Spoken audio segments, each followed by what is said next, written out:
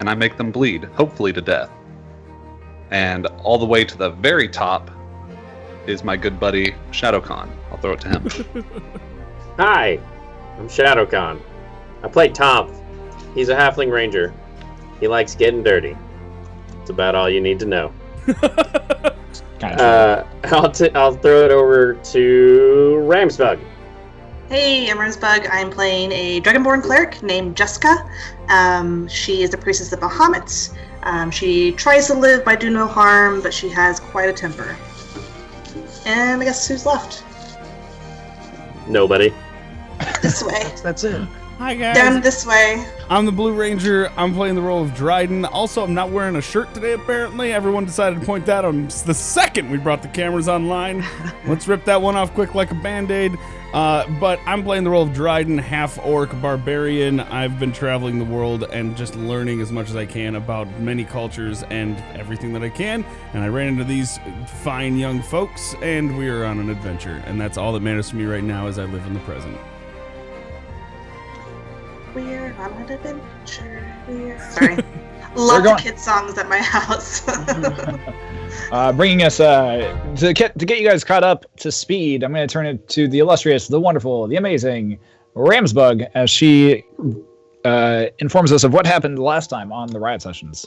All right, last week on the Riot sessions, the adventurers wrapped up their shopping trip in Waterdeep by picking up their weapons and some new arrows with magical properties.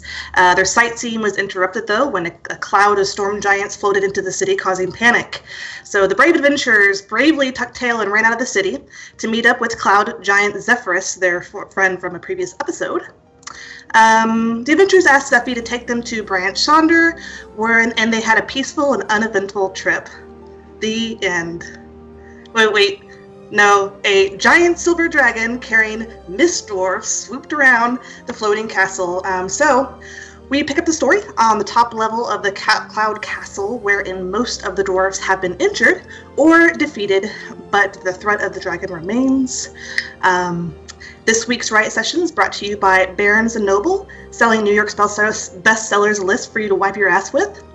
And Tom's Coffee, now brewing the Dryden Select Roast. Awesome. I like it. Oh man, I applaud. That was wonderfully done. So are mist dwarves a thing? Did I just miss this completely? They're misty. No, they were. Okay. I just didn't know if mist dwarves, if I'm just the only one who didn't know what a mist dwarf was. That was their elements, I think, Okay. right? Did I miss They were that? they drank a potion that turned them misty formed, and then they resolidified back at the top of the tower. It was actually Miss Dwarf. They're not married. Hello. I also have queued up this week last week's play of the game, and I would like to share that with you all now. This is Actually, I don't know what play of the game is. all right. I'm gonna let these guys take a second to queue up so they can watch it. I want to see what it is. Yeah, I know we had several up in line. You guys ready? Go for it. I'm good. Play of the game. Since they are starting their turn in it, yes, I would like to reroll for their damage. They get a roll their some saving throws. Well, Jesus, they can't roll worth shit. That is much better. That's pretty much that's just shy of the best you could possibly do. Yeah. That's incredible. And that's the play of the game. That's the play of the game. They're all watching it still. That's epic. I love it. Oh man, that's so good. Nice. That is good. I tried to tweet it out earlier this week for some reason. That's so good. The Twitter just wasn't having it and wouldn't let me tweet it out. So I apologize that they didn't make it the circuit earlier in the week, but I'll try to do better. I don't know what happened, so. But yeah. We should make commands for play of the game, like POTG1, POTG2, that links to them. Yeah, well, I can put them on YouTube for sure. Yeah, I can load them up on YouTube. Well done. Well done, Sweet. yes. Well done. Good job. Yeah, that was good. I like it. Me too. All right. All right. Go. So, jumping back into this evening's jumping back into this evening's game, we pick up mid-combat after I find the page that has your enemies on it. Nah, we don't need them. Yeah, just Found wait. them. There we go. Okay. So picking up mid-combat, Jeska, you just finished doing. Getting to the top of the tower, finding that both of the that there were still these dwarven individuals who were harrowing this very large, almost 10-foot by 10-foot circular blue sphere sitting atop of a pedestal on the second floor. Dryden launching himself forward and actually dispatching 1 to 2 of them up on the pedestal. You end up climbing your way up to the top of the pedestal with currently 3 dwarves who are now just in front of you, currently still attacking and swapping away at this 10-foot large blue orb that seems to be slowly rotating. You see cracks and dings, and it looks like this orb is taking a good amount of damage, but it's still holding itself together at this moment in time. You have your action, your bonus action, and a smidgen bit of left. All right, so I just moved up on top of the thing, so I'm close to several of them. I'm going to go ahead and use my fire breath and blow them a new one. Phrasing. Whoa. Play of the game. I'm going to burn them very greatly with air fire. Anyway, so I don't know how this works because I know it's a cone. I'm trying to hit as many as possible. There's a DC that we have to roll against. So what's the DC for you, right? Oh, it is 8 plus Constitution modifier plus proficiency bonus. So 8 plus 1, 9 plus proficiency bonus is 3. So 12. So, okay, so you can get 3 of them. You can get 3 of them in the cone. Sweet. And one of them manages to save against it. The other 2 are going to take full damage.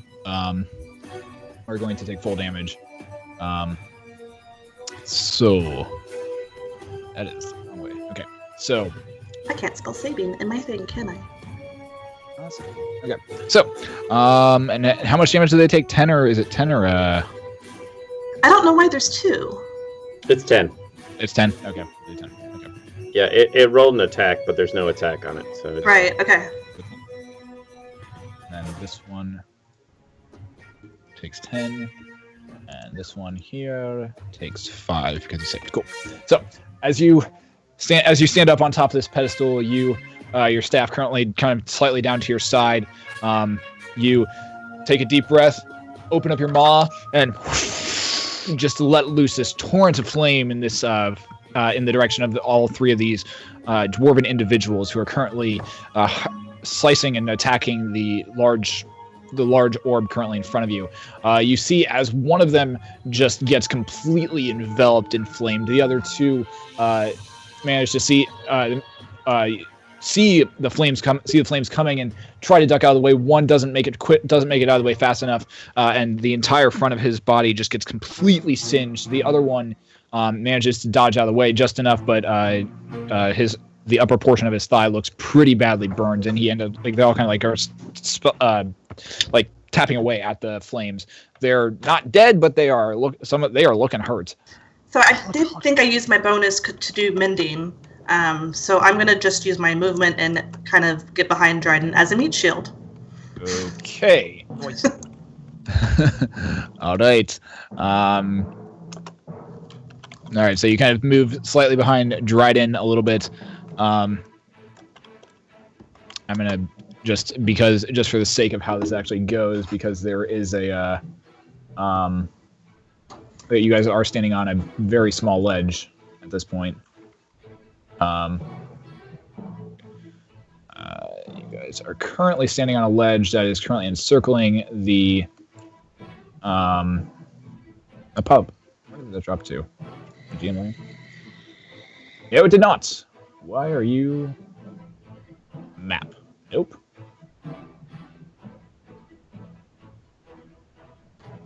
That's really bizarre. Okay.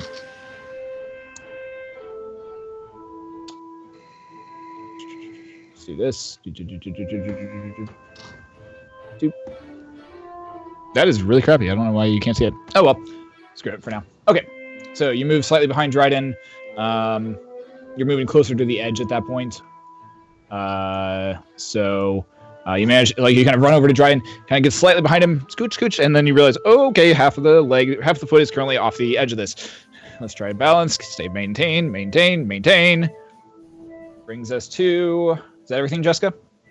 Yes. All right, brings us to the top of the round. Tonph, you're up. All right. Now, question. Yes, sir. Is the entangling arrow still on the one dude? I believe so. Or Yes. entangling shot. Okay.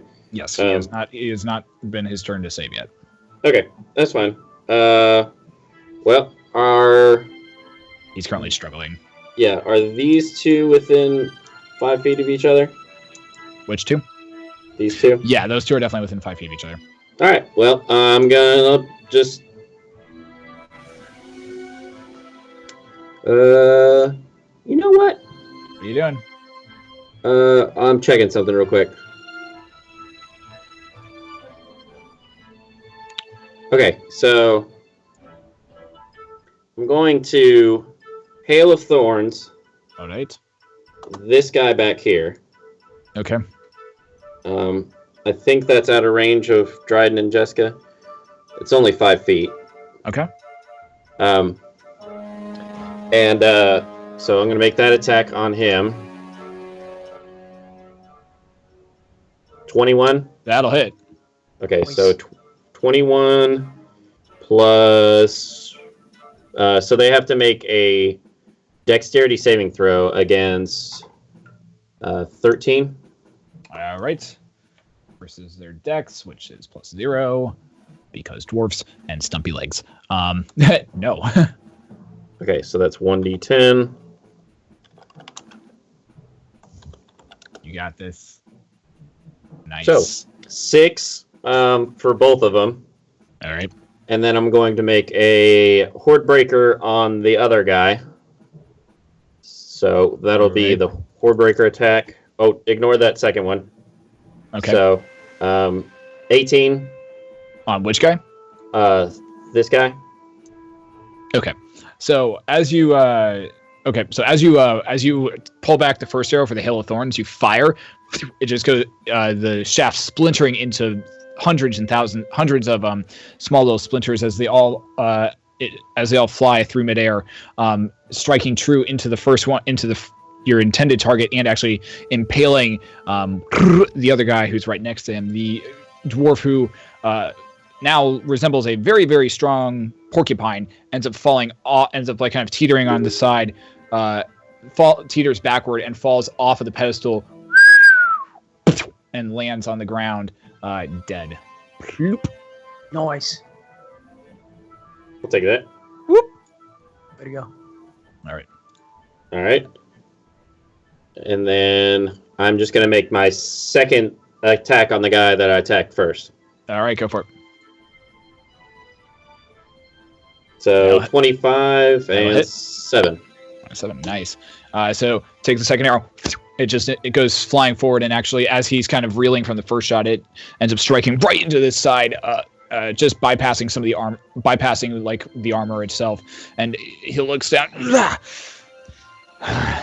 looks back up at the orb, looks at the rest of his kind of fallen comrades, and says, "My lady, I feel like now would maybe be a good time to retreat." That is about all he can do at this point. This brings us to Zephyrios, who is still flying up and manages to finally get up to the second floor at this point. He stands around. He stands atop all of you, looking around, being like, "Oh no, the navigation orb is taking some damage. Don't let them destroy it. You must stop. If you destroy that, we will stop. And I've never stopped this thing before when we weren't on the ground. This could be bad." That's probably much all he's going to do at this point. Brings us to Geth. You're up. All right. I'm going to try and finish off this wounded guy that's trying to retreat. Go for It's it. too late for him. Alrighty. Make my pistol 26 to hit 26 hit. for 11 damage. Nice. Dope. Take aim. You fire. You see the bullet just go streaking off towards him. As he's finishing saying, trying to speak to his comrades, the bullet just enters the side of his head, blowing out his brains on the other side. His body just falls onto the pedestal next to the orb itself, as well. Brutal. One down. Then Jesus. for my next, I'm going to reload my pistol because that was my last shot in it. All right, you reload the pistol. Ready for the next round. Yep. Brings us to the dwarf's turn. This dwarf's going to try and break the entanglement. Roll with a natural 20. He manages to shrug off and push off the entanglement that's currently holding him at this moment in time. I don't remember why he has blue. This one. He's Hunter's marked. Oh, that's right, Hunter's marked. Yep. This one is going to. Actually, let me see something here.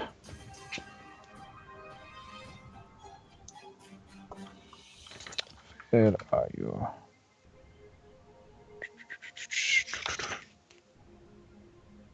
All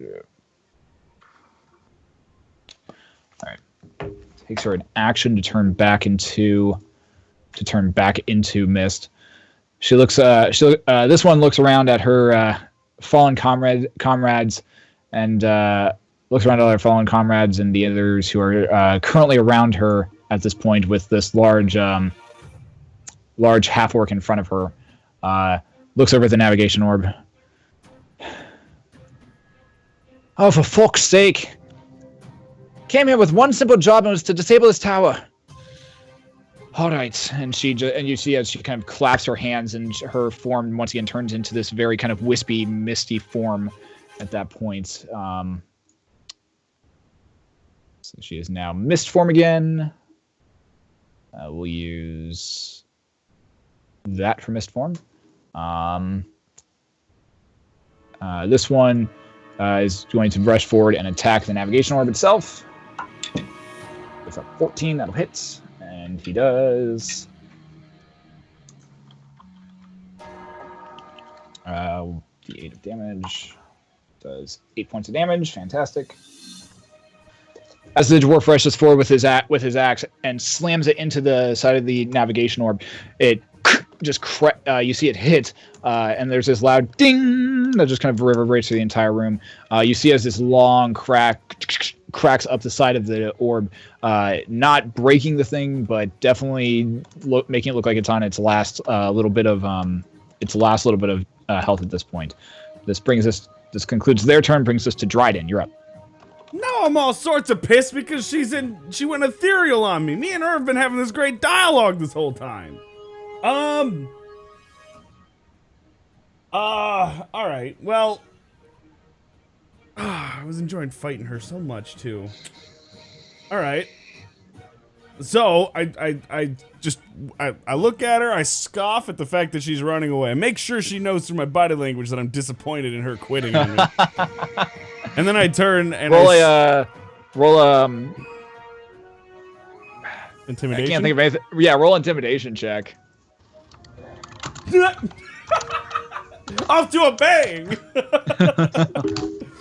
Coming in hot. Coming in hot. You've never heard a gaseous. You've never heard a gaseous individual sigh before, but but there's like you swear you hear them sigh, and then there's a slight little chuckle afterward.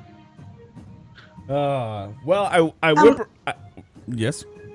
No, I was wondering, with her turn, does she not take damage from my little... Yeah, the spiritual weapon.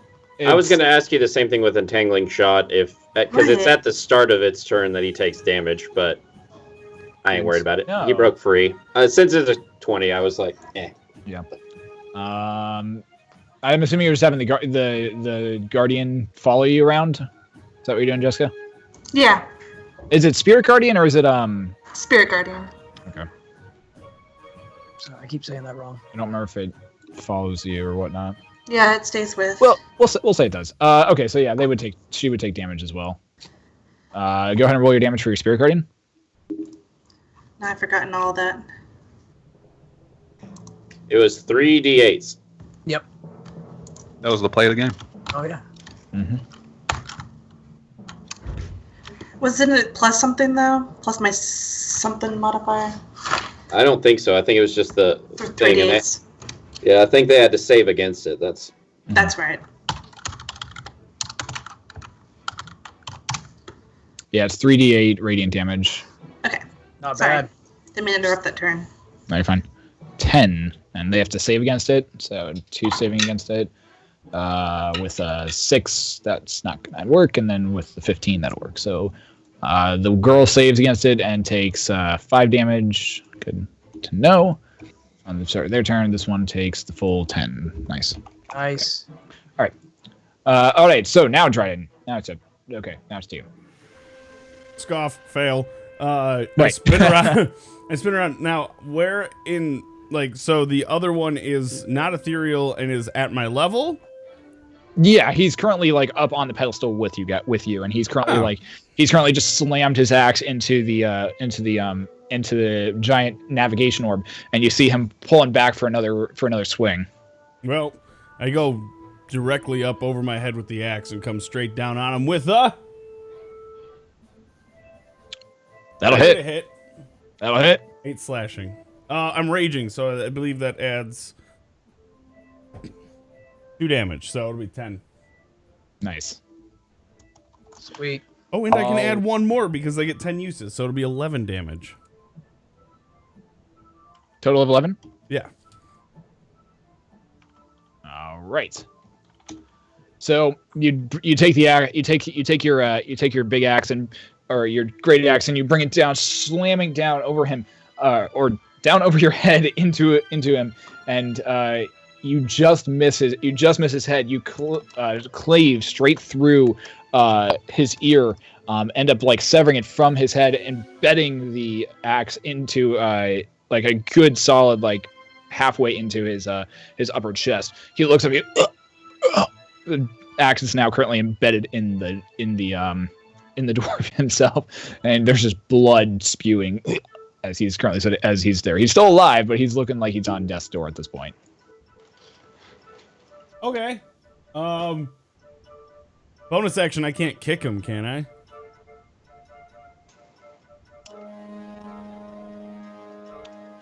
Make a strength check. Oh man. Oh, I can do Did you better. Not awful.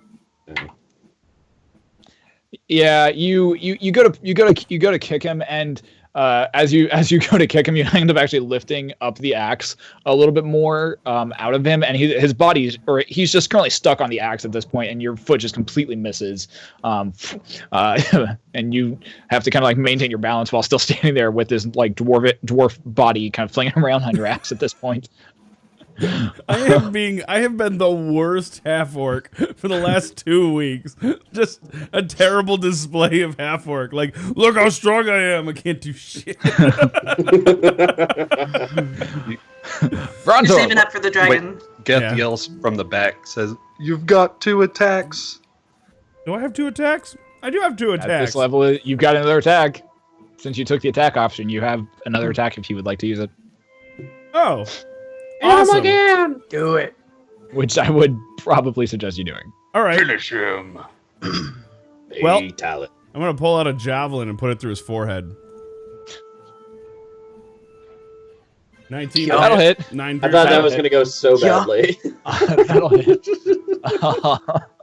Man, Bronto's gonna have a field day when he gets up there. All the death and You so as the dwarf's body and your axe is currently embedded in him, you just kind of like leave one hand on it. You reach back with your other hand. You pull out a javelin from the holster on your back. You spin it around once, twice in your hand, pointy end down, or the spear end down, and you just jab it straight through his eye. It goes straight through his head, out the back, and you see the other eye freak out in pain before going completely limp and just rolling back into his head. The body now currently now dangling off your axe and off the javelin that is now currently through its head. Geth yells from the back, "That's brutal!" I yell back, "Thanks for the reminder." No problem, man. Oh man! All right, brings us to Brontor. Brontor, I'm riding up. you. He's gonna get up Almost here. there. He's almost there. As you take your very, very slow, sad elevator ride up, you make it up to the where the orb kind of crests up into this second level, which you can now see the very large bed, the navigation orb, all of these dead dwarf bodies that are just currently falling and collapsing off of this pedestal. Dryden with a dwarf and using two very odd combination of weapons. What do you do? I take a look around and I am really liking what I'm seeing here. All of the different ways that people are getting killed. So all I see is pretty much a dead dwarf and then this one in mist form, correct? Make a perception check. Okay. Can do.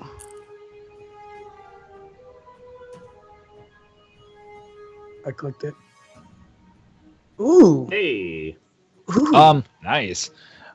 You look around and you do see kind of just underneath. You do catch as you're kind of doing this like slow arc on the second level. You do see underneath, like you catch a glimpse of like some gaseous form. It looks oddly humanoid. That is currently just floating just off to Dryden's side. All right. The pages of the book that I have, how big are they? How many did you grab? 2. They're pretty big. They're like. All right, I'm gonna come around here. Like probably 3 feet by probably about 3 feet by. Can I get behind this? By 6 like feet. right here. You could say they're giant-sized. Hi. Yeah, they're about 3 feet by 6 I feet. can get behind the navigation orb, like right here. If you have the movement, did you get there? I got 30. Yeah, you could get back there. All right, I'm gonna get it back there and then break out those book pages and try to fan the mist away from the orb. Okay. Okay. You can try. You're about 10 feet down from the mist form at this point. Oh, she's still up in the air. Yeah, she's up like on that little like lip that the navigation orb is sitting on. You're Can I currently try to climb up the navigation orb? You're kind of out of movement to get, like, unless you want to go for since you ran around at this point, you're kind of out of movement, so Okay. Kind of stuck now. I feel so bad for you. All right, I'm just gonna hang here then. Okay. Party.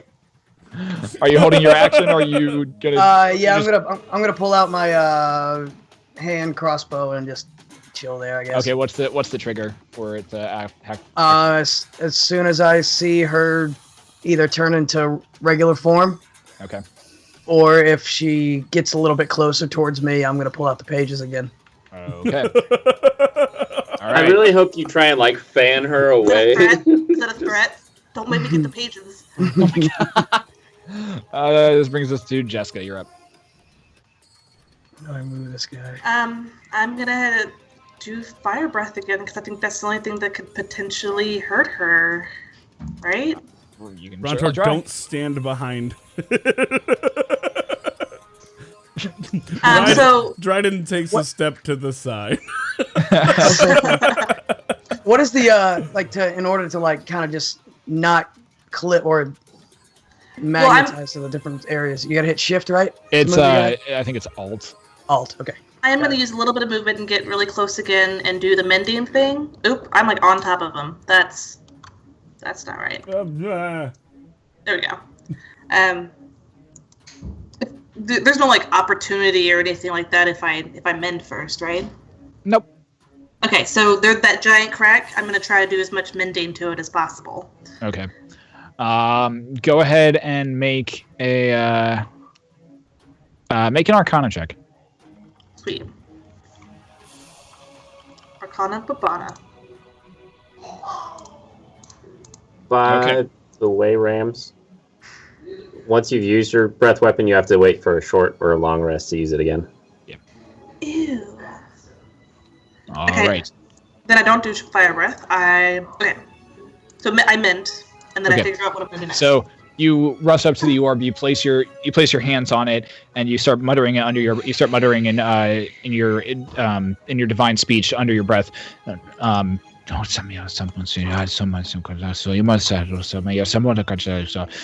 as you do the divine platinum and gold energy, a slight aura begins to kind of creep over your arms and over your hands. You press it straight onto the crack and onto the orb, and you feel the orb beginning slowly rotating, kind of rotating in this very kind of forward motion. And as you continue chanting there, you see the crack begin to reform itself back into the orb, becoming completely flawless. Not all of it is. There's still a good portion. Like you probably get about half of it. But you have a good half of it reformed at this point. Sweet. Nice. GG. All right. Um, What else are you doing, Jeska? hold on. Spiritual weapon. A spell. It's a bonus action. Crap. I'm saying good luck, Dryden, and I jump off that orb thing. You jump off of it? I guess maybe not. I'm asking. Like I'm just confirming with you. Now I'm worried. What do you do? You're currently up? You're currently up about 10 feet off on this pedestal. I'm Currently, that's about a little bit less than my height. It's only 10 feet. Or more than Jump my off height. higher. Fuck! I just don't want to use all my spells, y'all. We got a dragon outside. There is Yeah, I a just pretty hang big bed in this room. We could take a long rest. Is that dragon just gonna hang out? It might. When- He doesn't know what's going on. Is that a proposition, Dryden? I want If some nothing silver else- scales. I don't think the dragon's going to be able to make it inside very well, That's true. unless he brings down the whole building. And I think at that point we'll know if he's trying to make it in. I know what I'm gonna do. Let me just look. Yeah, I'm gonna try hold person. you're gonna try hold person. Okay. I don't know if it works against mist people, but hold person. Old person. Want me to put it in? I got it. Okay. All right.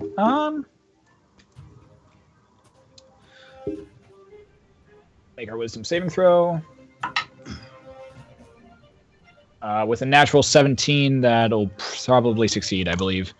So, as you finish your mending, you take your as you finish your mending, you grasp your staff, you twirl it around, you begin chanting and gazing directly at the gaseous dwarven individual who's currently kind of floating out there. You see a beam of light just kind of streak towards it. The light goes through the gaseous form, and you see it like freeze for a moment before it kind of recongeals back around the light, seeming to have no effect. All right, Just DM stuff. If I miss a spell like that, or if the spell doesn't hit, I still use that slot, right? Still use the slot. Yep. Okay, just making sure. Top of the round, Tonph, you're up. All right. So the only thing left is the misform lady, right? Yep. Cool. Well, I'm going to put my hunter's mark on her, Okay. so I have some sort of idea where she's at. All right. And you know what? Because I don't think I can do anything really at this point. I'm gonna do primeval awareness and try and get another feeling for where the dragon is, if it's still out there. Okay. Okay. So as you place Hunter's Mark on her, you begin kind of just concentrating on all things dragon and dragon form. and you can sense a dragon form and a dragon entity kind of off to your right hand side and a pretty good distance out. It's still, but it seems to be kind of making this slow arc kind of around the tower at this point. Okay. Okay. That'll pretty much wrap my turn. All right. This brings us to Zephyros' turn. Zephyros is going to look around and let's see what he can do, if anything.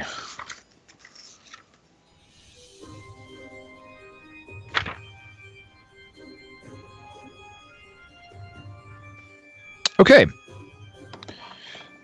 He is going to...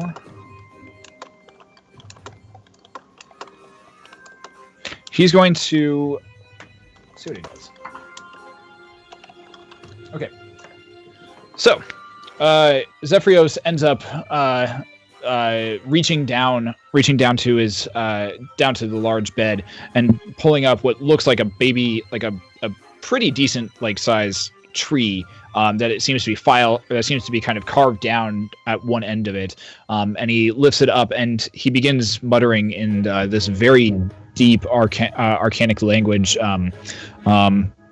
and points to this large wand that seems to have different branches just kind of jutting out the sides. As he does, you see runes light up with this bright blue color, just flare up along the entire side of the wand, ultimately approaching the pointed tip. As he continues muttering, you all feel this huge just gust of wind begin to push and fill this entire space. As Zephyros continues muttering, and as he does, the wind picks up, going faster and faster and faster. Ultimately,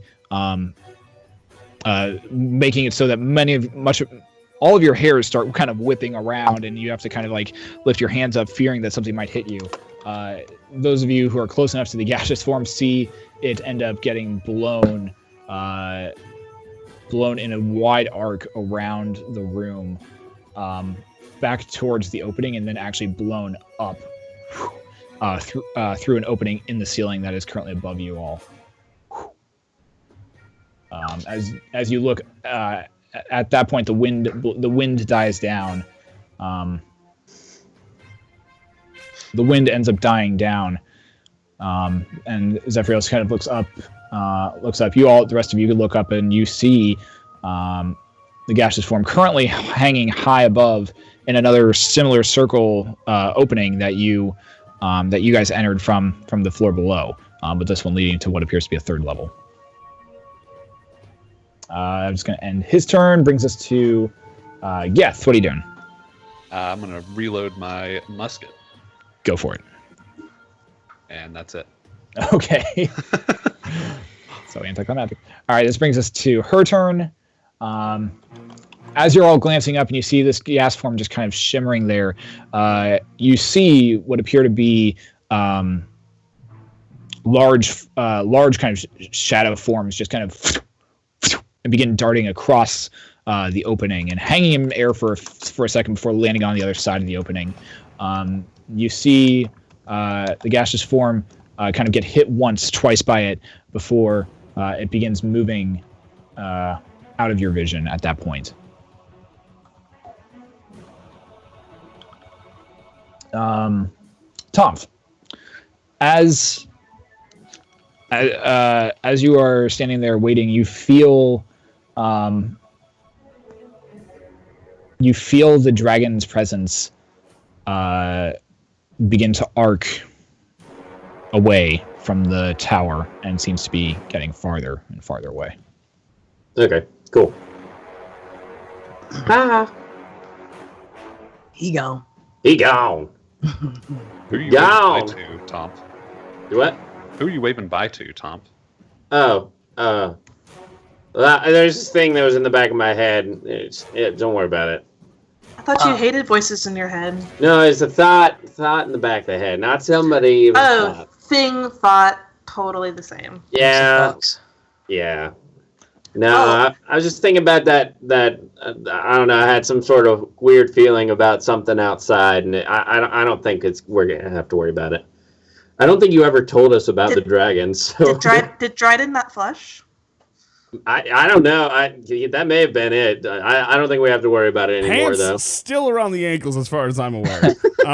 If that's the case, we did so many things horribly wrong. I know. No, I actually don't That think just I makes it ever all more mentioned impressive. the dragon, but Yeah, well, that's what I thought about. I was like, now that I said, let me check to see if the dragon's out there, but I don't remember you actually ever saying anything about it. So I did good, huh, guys? here, back in time, I said, Tonph, Are you up there's here a yet? dragon.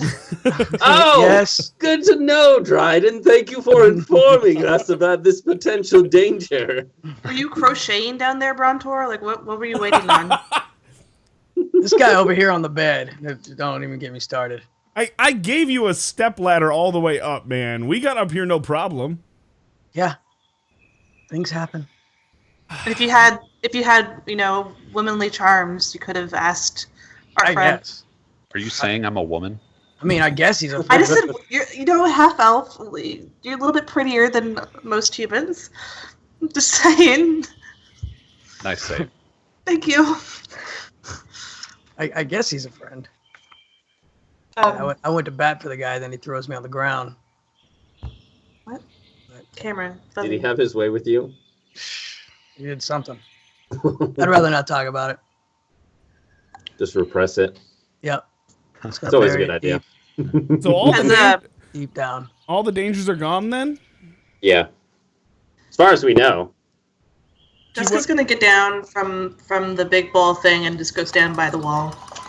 Now, she went to what we thought was a third floor, but we don't know that she's gone. Zephyros speaks up and says, actually, I'm pretty sure the Griffins probably scared her off, more than likely. And, Griffins. I want one. Can I have a griffin?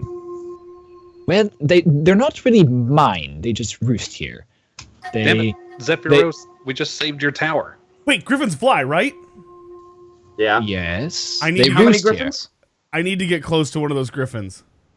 Do not kill the I'm not gonna griffins. kill a griffin! I want to know where the dragon went! Okay, I know your intentions is not What to are kill you? them, but Wait, he's going to kill. No, you're not allowed to kill the I'm griffin. not killing. No, you get me in trouble. You get me in trouble. All right. There's no killing here. I need to go and speak with one of the griffins and see if they'll help us, because I want to know where that dragon's going. Oh well, that's quite easy enough to do. Here, and you see as his giant hand just kind of like he places his giant hand and points it directly, and like kind of palm upward, just kind of like points it directly at you, and you feel all of a sudden your body just oh shit. You feel kind of like the innards, like the inside of your stomach is just kind of now no longer sitting as well as it should, as you look down and you see the floor is falling away from you, and Zephyros' giant hand just kind of raises you, and you feel yourself being lifted up, and he eventually gets you. You feel yourself levitate all the way up to the third floor, where you are now currently suspended about a foot off of the floor. You feel the magic fade, and gravity returns to you as you land on the third floor. Glancing around, you do see four large nests that all have feathers, what appear to be broken bones, and you see these large bestial shapes currently not resting, but they currently seem to be you see four of them actually in their nest, and they all seem to be kind of standing there, kind of huddled over each of their nests and making sure that nothing else is coming to come to attack them, basically. First, I have danger sense. Mhm. So, is there an immediate threat to me from these griffins? You don't get the sense that there's an immediate threat, but you do get the sense that they are wary of another arrival in this area. There it is. And they seem to be guarding their personal territory at this point. Like, they do seem to be in a bit of an aggressive stance. Their shoulders are kind of up. Their wings are just slightly flared out a bit. Their legs are slightly crouched, almost as though they're about to pounce again. But they don't seem to be but they're not taking aggressive action towards you at this point.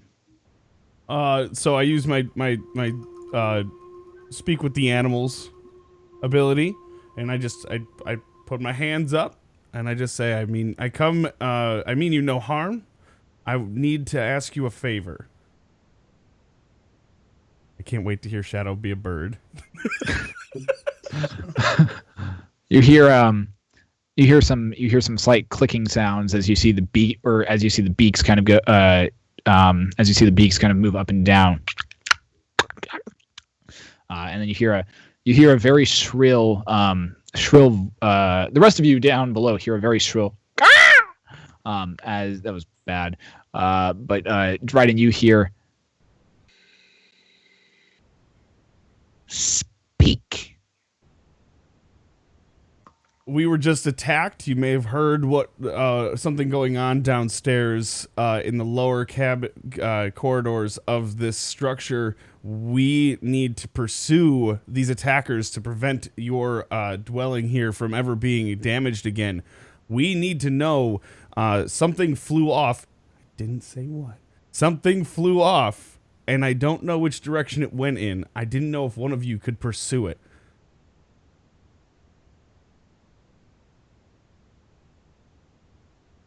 You're talking about Long Claw's sharp teeth.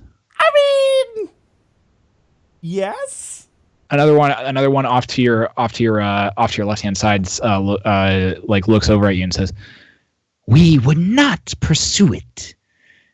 It hunts us when we are not expecting. It is the master of the sky." A third one looks over at you and says, "However, it did fly off in a eastern direction. Northeastern, to be true." How big are these things? They are pretty large. They're about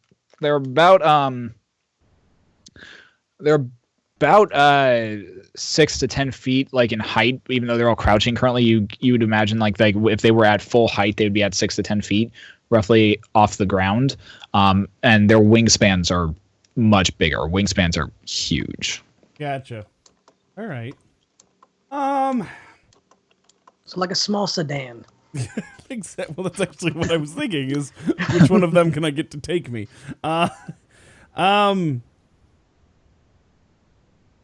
Which one of you is the bravest? There's some kind of flaring of the wings as one of them as the one off to your immediate right hand side looks over at you and says, "I am the leader of our flock. I have earned that right." Would you take me?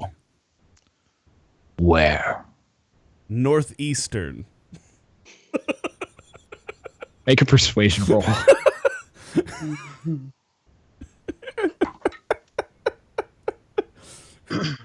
Nope. On point tonight. I swear to you, I am the worst person. You guys, you seriously brought a half orc along that's just like, I got axe, guys. It's not Dryden. I know, right? That's his cousin Stumpy. Stumpy. Stumpy? Never forget. Never forget.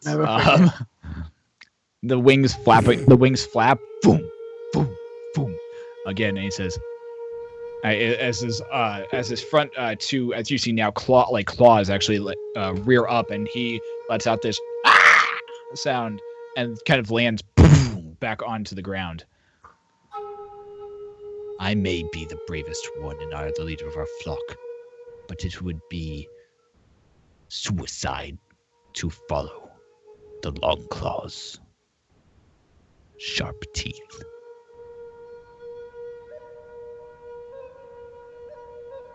I turn around and I look at the opening below and I yell, Jeska, do you have any protection spells? Oh, goodness. What are you trying to get into? I'm trying to figure out where this dragon is long claws, sharp teeth is going. What do we need to find out? Okay, well, let me just see what I have, and then we can confer with everyone to see if we need to go chase a dragon. Hey, Okay, Geth, so- I'm pretty sure it bleeds. Damn it! I'm gonna lose this, aren't I? I did really want a silver scale. Okay, so I That do would have go nice with my next gun. I have some in general, some shields, some protection from energies, yes, I have lots of things that can protect us. Wardian bonds, yeah. We can also try to talk to it. I mean, it's a sentient being that we shouldn't probably just slaughter for no reason. We could talk to the dragon when we get there. I might be able to do that, but there's 4 of them, and Tonph doesn't count as a person. I bet we could all get rides. Hi. Sorry, Tonph, love you. Love you too. I'm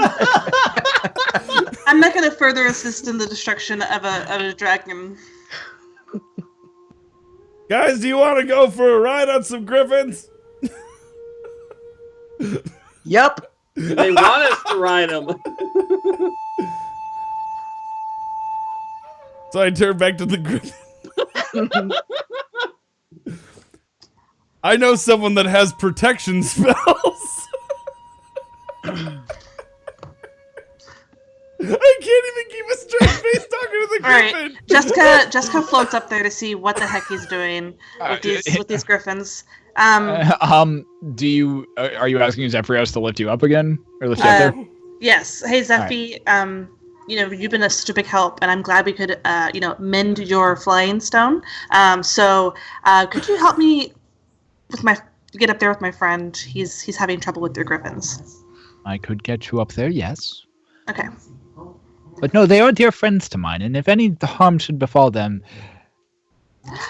I would be forever sad. I value their life higher than a lot of people I know. No, I value all life, Zephy. I would never hurt your griffins. All right. And he also lifts you up using his palm, and you feel your entire body just go weightless, and you eventually arrive up with Dryden on the 3rd level. Okay, Dryden, what's up? So you want to chase this dragon? I need to protect your hiney. Could they drop us off near, just so they don't have to get too close? Could you? Of course, yeah, absolutely. Can you ask them?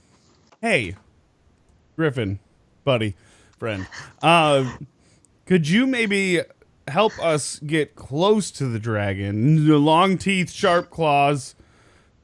Do you think maybe you could help us get close to that without actually getting too close?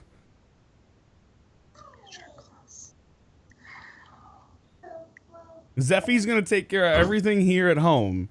Everything will be fine.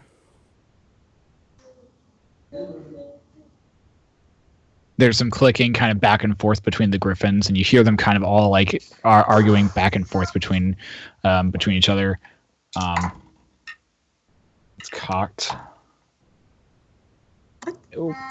Nope.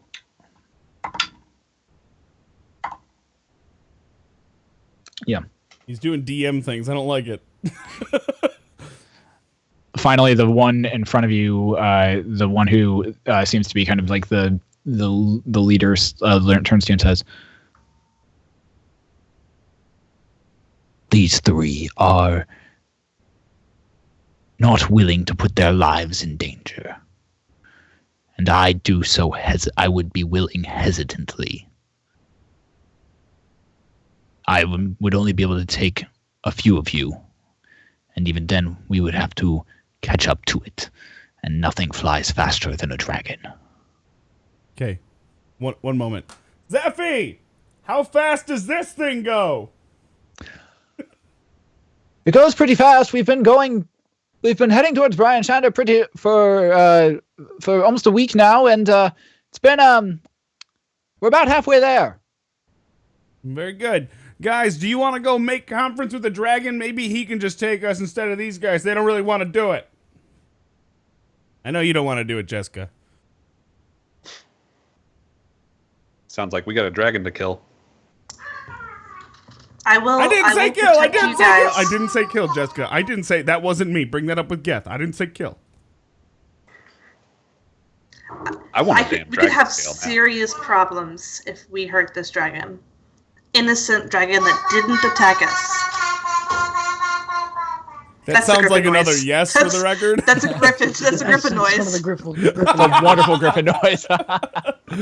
Next time we talk to Griffin's Shadow, that's what you ba ba ba ba ba. Little did we know that's what we've been hearing this whole time because we don't understand griffins. So we've just been hearing ba ba ba ba. Tonph, Brontor, what do you want to do? How many are gonna help us? No, they're not. Oh, okay. I can probably come down. Hey, Zeffy, can you bring me back down? Griffins, thank you for the great conversation. I wish you all the best. And I would like to be lowered by Zeffy. Do you want to ask him politely? Use your words. Zeffy, friend, could I please come down now? You feel once again just that weightlessness just kind of get lifted up. I feel like me and Zeffy have a thing. Like we get along great. Just get lifted up and he lowers you down. He lowers you down to the second floor. Jeska, you also feel the same thing. And you get lowered down as well to the second level. She's playing with a griffin. Can I ask you something real quick? I mean, of course, always. Can you please put something on? As much as I like your display, it's almost bigger than I am. His words, not mine. I go find. Well, I got pants and stuff in the lowest level, but we're gonna finish this conversation first before this entire conversation has been happening with Dryden in the nude. That changes my entire mental picture of this. I don't mind going after the dragon, but I don't know where the dragon's heading. Northeast. Or can we even catch him? I don't know. Hey, does this thing go as fast as a dragon, you think, Zeffy? Probably not, as it is a flying castle. Nah. It's a bummer. None of us can fly, right? Brian Shander, that's northeast too, correct? Brian Shinder's north. My future children will fly so fast. Okay. I think we should just go to Brian Shander for now. Yeah. I don't know if we're going to be able to make it. I say we just keep heading where we're going. We've already been heading there for a week. And if that dragon sees us getting out of this castle, he's already he may be trained to know that this is not a good thing. All right. They're pretty intelligent. Hey, Zeffy, I got a couple axes and a pair of pants on the first floor I'd like to go grab. Could you bring me down there real quick so I could not be naked in your house anymore? I will bring us all down, and all of you feel as he just lifts you all up with the levitation, spell, and he lowers you all down to the first floor. You are now currently on the first floor. Alrighty then, that was something. I put my pants on before pulling the axes out of the wall. Thank God. I go to pick up a javelin and realize it's just my penis. All right. Wow. We went there. Jeska goes to Zeffy and says, Zeffy, I just wanted you to know, I wanted to tell you before you had to find out. Flashing Dragonborn. Sorry. It's the altitude. I don't know if you've ever, I guess you've been up in the air a lot, so sometimes it does that. Anyway, so during the scuffle, to defend themselves bravely, my companions had to take some pages from the book I was borrowing from you. I just wanted to tell you, I know, and it breaks my heart. And one of them may or may not have been used for toilet paper, but that's beside the point. Can I compensate you for these pages in some form or fashion? The knowledge behind them, that love story was so unique. I've never read a giant love story before, and it was so touching. So, is there any way we can compensate you? I just feel so bad. He reaches down and picks up the book, flips it to the pages that were torn out, looks back and forth. And you see as like you can see in his eyes what almost can be described as small little, very small cumulus clouds that seem to almost kind of like pool at the bottom of his eyes and then float off to the side and just crying ever. And just float off into the rest of the into the air and then eventually dissipate. And he looks up at you and says, "Those were my favorite parts of that book."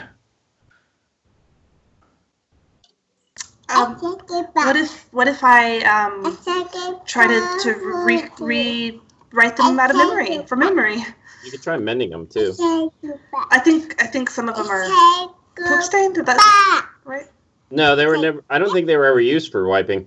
I gave it to Dryden, but I don't think he ever used it. No, I'm still running around just covered in filth. Let me try to mend them for you. Dryden, get those paper out of your pants. And Brontor, do you still have your weapon? Yeah, paper in your pants. Yeah, I got it. The only paper I have still just says this. Got laid. That was a great week. That was a week. Okay. In the game, guys. I'm not like bragging about real life. This is in the game. You eventually get really carries around. He's a very odd fellow. Got laid today. Dear diary. I try to mend. Yeah, you try to. Yeah, you take a few minutes, and Zephyros lowers the book to you, and you do manage to mend the pages back together. And he looks up. He eventually brings it back up and looks at it and says, "Ah, perfect. I can sleep well and fully in the evening now." And he says, "All right. So, where are we off to? Where are we headed to? Still headed towards Brian Chandler, I take it?" That? Yep. Yeah. All right. Yeah. I'm going to propose something. What if we went back and got our money? We went all the way out here. We have Halfway. some money waiting for us. Okay. I'm just putting it out there. Where we're going, we got a bounty for 2. I mean, it's not as much, but there is money there to be had as well. All right. Let's go then. If everyone was like, yeah, then I would have said let's go back. But cool. Let's go. Brian Shander. All right. Checking one thing here real quick.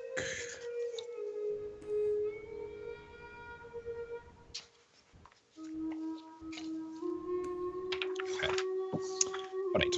Oh yeah, did we loot the dwarves? Nope. Oh. I'll say for the sake of brevity, go ahead and make everyone who is looting, since you have a few more days, basically about a week to go. Go ahead and roll investigation checks. Anyone who's wanting to loot. I did something good. I'd say 15 was pretty good, but then I have a -1 because I'm a dumbass. So. Investigation, you said? Investigation checks, yes. Wait, Cody, you have a +4. 17. I see all the things. I see nothing. Okay. You find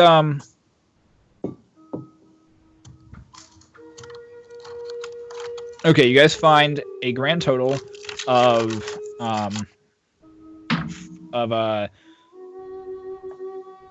5 regular dwarven-sized battle axes. What? You find on them approximately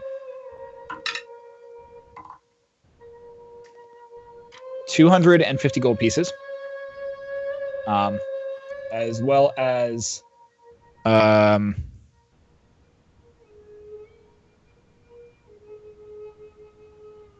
As well as you find what appears to be some just kind of haphazard like leather, just kind of regular leather armor that is dwarven made and fit. Okay. That I find on them. Who's taking the gold? Well, we could just split it. I missed all of that. I'm sorry. We're good. How much gold? It was 250. 250. Yeah. 250 gold, 5 battle axes, and dwarven-shaped leather armor. In case we get separated at some point, I think it's smart that we all have some gold. And Brontor, you currently have 0, correct? I have 0. I say we give him the gold to hold on to. Yes, we can all pool together if we ever need to, but if for some reason we split up, I think he should have gold. Sounds good. Okay. I never need gold. I can always depend on the charity of Bahamut. Good, good. I'm glad. Nice. I'm glad. Mhm. Oh, I don't have this dog I meat anymore. cannot. I'm pretty sure we ate all that.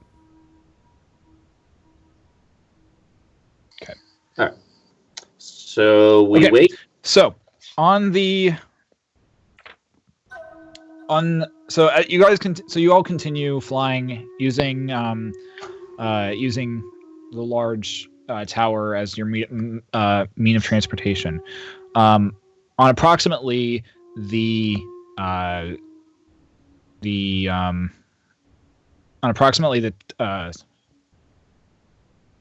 12th day, the day before you are supposed to pass over the spine of the world, according to Zephyros.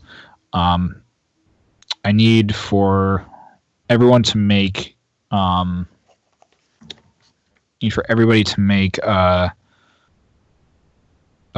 perception checks. My favorite. Jeez. Wow. All right. Okay, my perception is not that low, and I always roll terribly for them. That's so bad. By the way, guys, we're not gonna know anything. Geth might Okay. know something. Oh, Geth, cool, awesome. All right. So yes, as you are constantly, as you are probably probably and arguably the most paranoid of the entire group, you have taken it upon yourself to every so often during the day head out onto the clouds to take some time to yourself and pretty much walk the entire perimeter of the tower.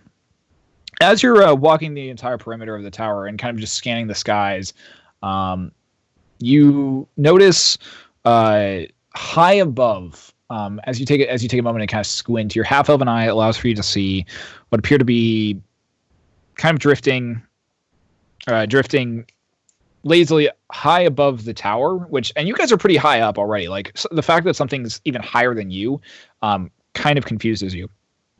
But you see what appears to be 9 roughly kind of bird shapes, and they kind of seem to be circling the tower that you guys are currently flying on, and they seem to be keeping pace pretty well at this point. Keeping up with the fast tower. That might not be good. So I go back inside. Is everyone on the bottom floor here with us?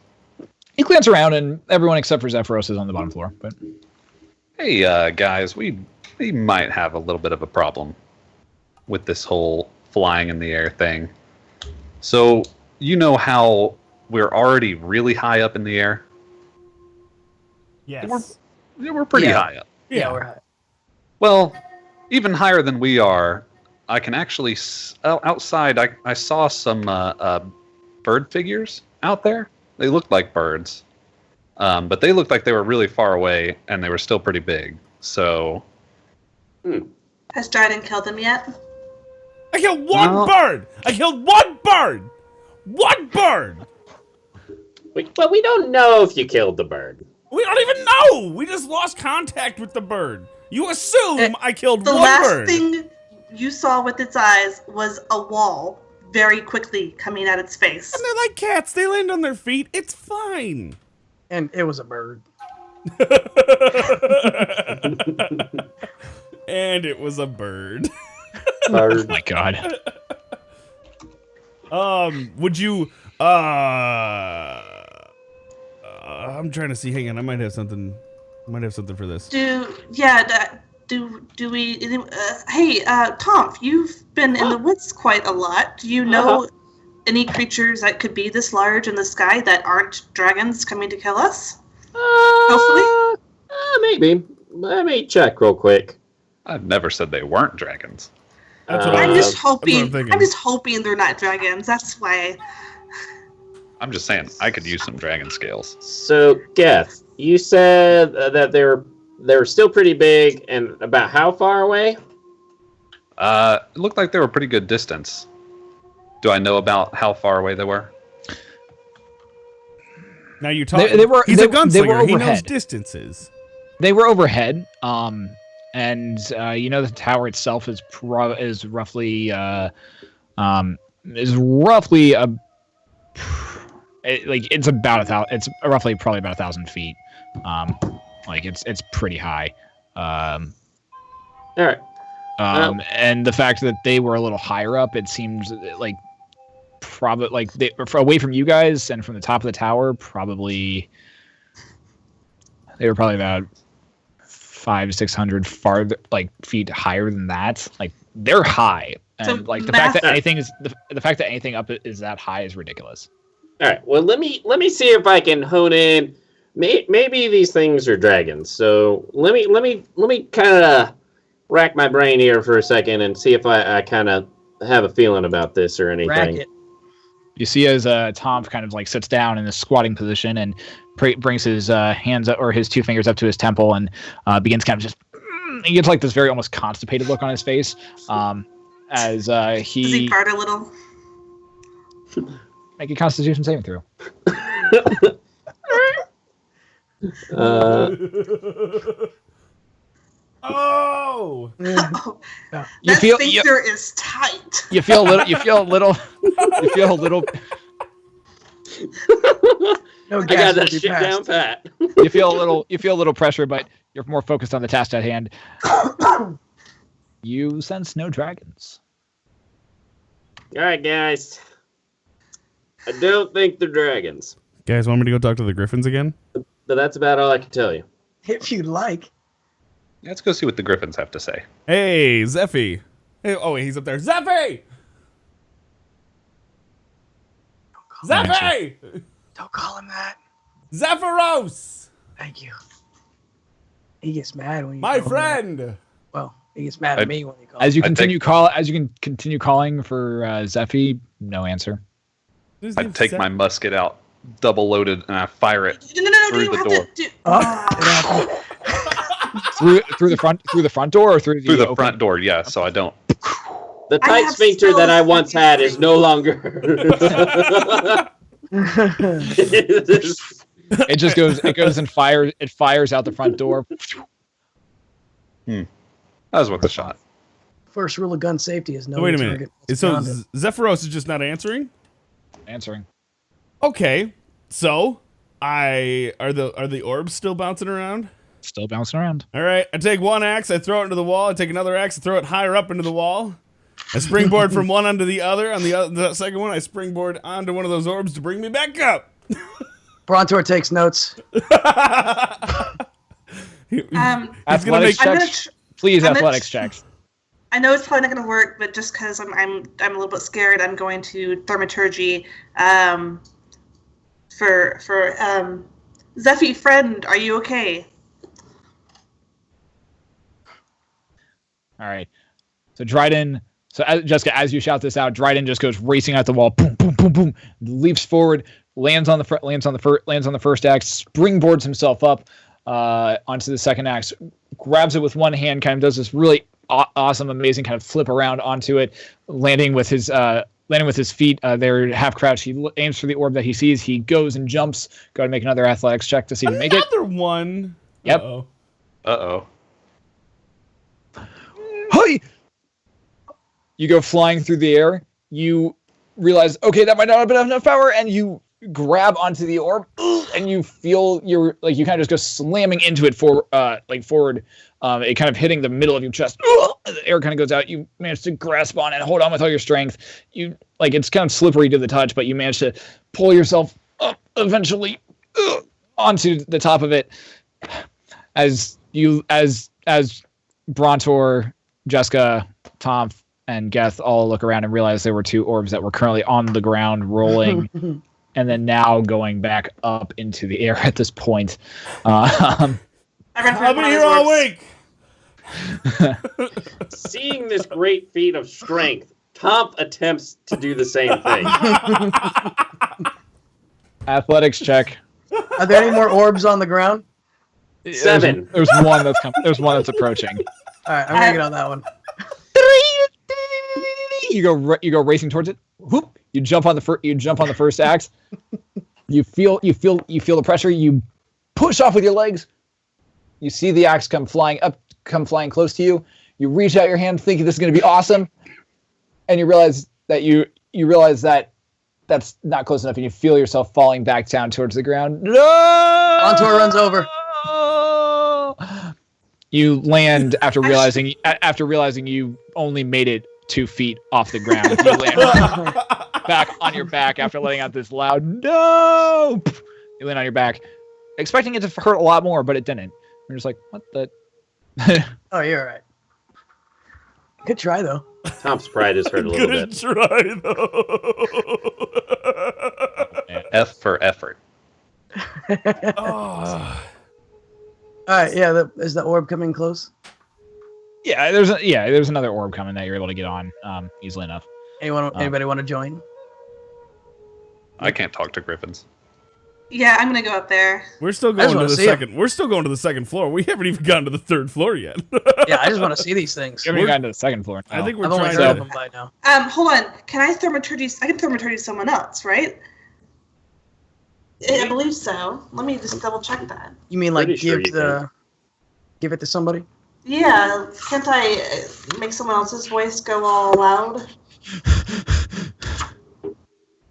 THABCD. Okay, here we go. Axes are so much easier. Nope, just my voice. My bad. Just I was gonna make your voice louder so you could talk to the griffins, but So, as you are as the rest of you are heading up, Dryden, you make it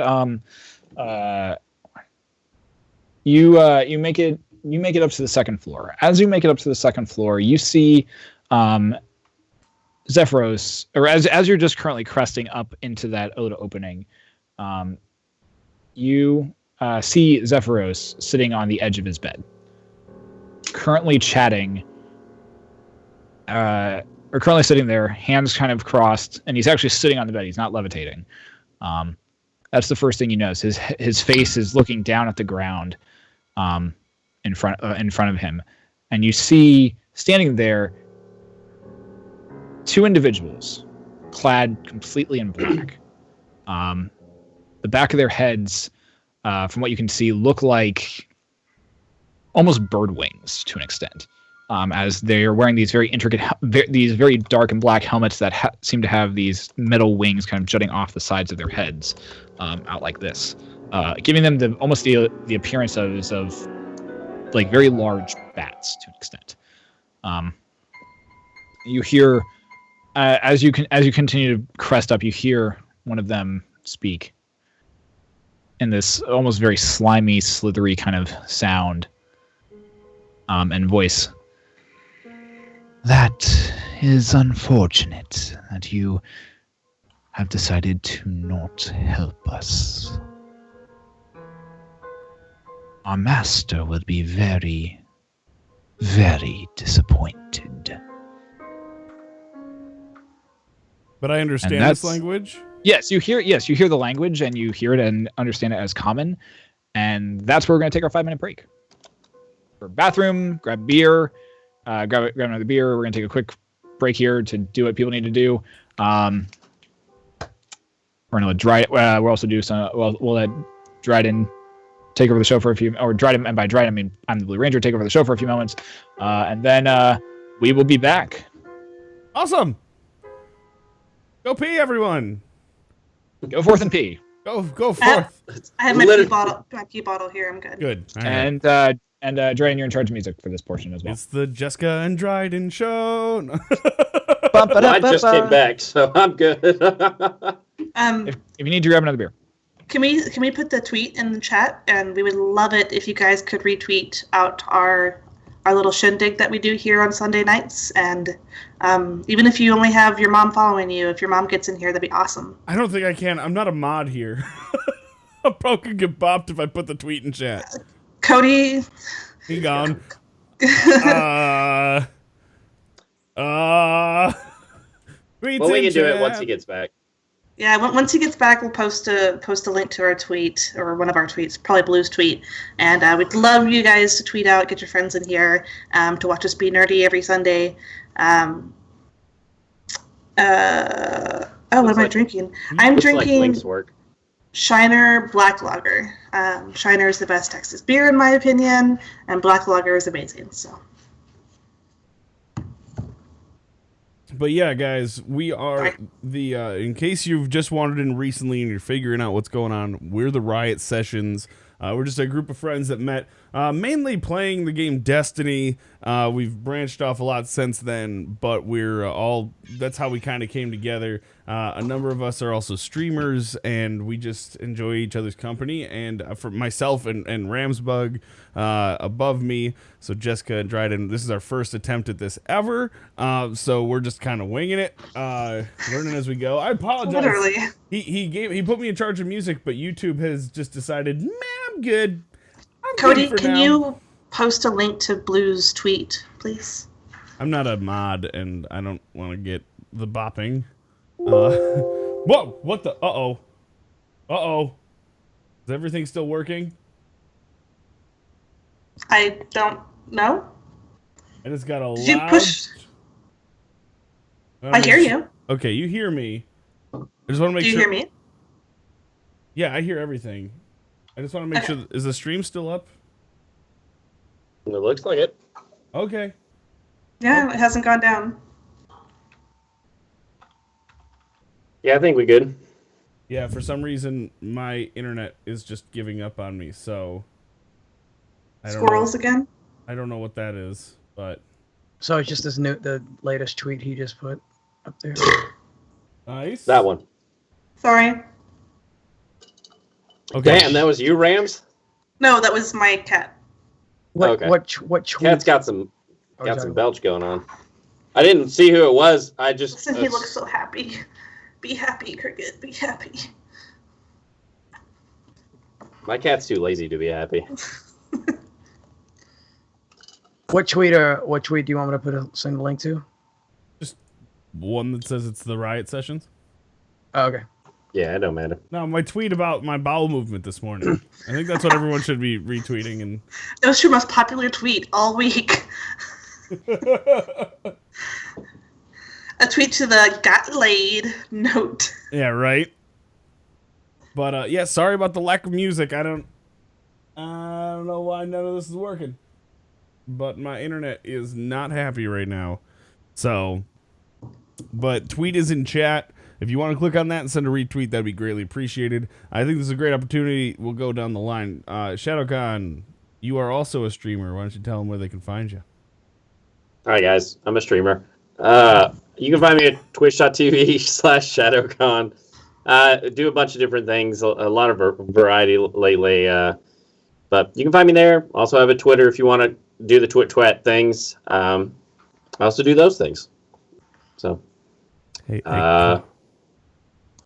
Cody's next. hey, Cody. Who, me? Yeah, you. Hey, yeah. Well, I do the stream thing when I can. You can find me at twitch.tv/Codybedrock36. And yeah, I do a lot of variety. I play everything from Overwatch to Mortal Kombat to driving racing games. So come on in next time you see me and say hi. I'd appreciate it. And I myself am a streamer. You can find me at I'm the Blue Ranger. spelled out as it sounds. Twitch.tv/I'm the Blue Ranger. Twitter, I'm the Blue Ranger. Instagram, Snapchat, everything. I'm the Blue Ranger, and I have a daily YouTube channel at youtube.com/I'm the Blue Ranger. Jeska, very Ramsbug, very active on Twitter. You can tell them a little bit about that if you want. I'm a professional Twitch watcher. If you want to hang out with me in chat, you can always check to see where I'm at on my Twitter at Ramsbug. And Geth/Zach, you are a very prominent member of every community on the internet ever, as far as I can tell. Yeah, as a ghost. You can't find me streaming, or you won't find me streaming. You can follow me on Twitter if you want. It was on the live tweet that they sent out, but you're not going to find anything. I like to play games, but yeah, you'll never find me You'll never watch me play games. Okay. Sorry. I like to party. All right, party. Okay. And Shadow, tell them more about your channel for 30 seconds. I'll be right back. I need my break now. Excuse me. Damn, that cat has got some belch going on. Kitty. Cricket boy, what's wrong? Shadow, you're muted, by the way. Let's try that again. Hi. And you're back. I'm Shadowhack90. I'm also your DM. That minute where I sit around and, talk into my mic without no one telling me that I'm muted. I'm a DM. I stream when I have time because full-time student and also full-time worker. But we do a lot of streaming stuff. We do variety. We're going to be doing Horizon Zero Dawn when that launches in February, and then we're going to be doing Mass Effect Andromeda coming up in March when that drops as well. As well as we do 1 to 2 D&D podcasts and sessions every week. We do this one, the Riot sessions here, which all of us are working very hard to make this the best we can. We've got a bunch of really cool things coming up in the future, and we're excited to start showing you guys what's all happening with that. I'm really excited to show you. You can find me Twitch, YouTube, Twitter. Don't think Facebook, but you can find me pretty much all over the place. Just type in Shadowhack90. Come hang out. I tweet a lot. I talk a lot. Kind of opinionated. I'm also a really cool guy, and I am super nerdy. So if you like that type of stuff, enjoy. Cool fella. Also, I'm not going to stop hyping this up, but I'm going to just make sure it's on everyone's radars again. In June, the last week in June, going into the first week of July, we're going to be doing a live Riot sessions because we're all going to be down in Tampa Bay, Florida for DestinyCon. So we're going to do a live Riot sessions where we're playing in real life. Not on. We'll still be playing it and showing it on Skype or on the internet, but we'll be actually playing it in real life, and you can see our reactions. You'll be able to kind of see how we all stack up to each other. Think Cody's the shortest, and I'm probably mid, and then it goes Brandon, then Zach. Wait, Rams is somewhere in there, because I've never met her in real life, so I don't know where that's at. And then I think Blue is tall. No, Blue might be shorter than Zach. The Blue's tall. I know you're the tall. Tallest. How tall is Zach? How tall is Zach? Anyway. I gotta know. Zach is the tallest. He's taller than Anyway, so we'll be doing Anyways, last week of June or first week of July, we'll be doing a live session, which we'll hang out, we'll talk. It'll be a fun time. And if you guys are in Tampa for DestinyCon, feel free to drop them by and hang out and watch us play. It'll be fun. Love to have a live audience for this. It'd be a lot of fun. It's gonna end up being 3 people. It's gonna be super awkward. Be three people really sitting awesome around. people. Be 3 people sitting around the table with us. It'll be awesome. I'll bring beer for you. How about that? Beer will be there. All right. I love talking about beer and everything, but there's 2 shadowy guys talking to my good friend Zeffy, and I want to know more about what's happening here. So, let's bring it back into the Riot sessions.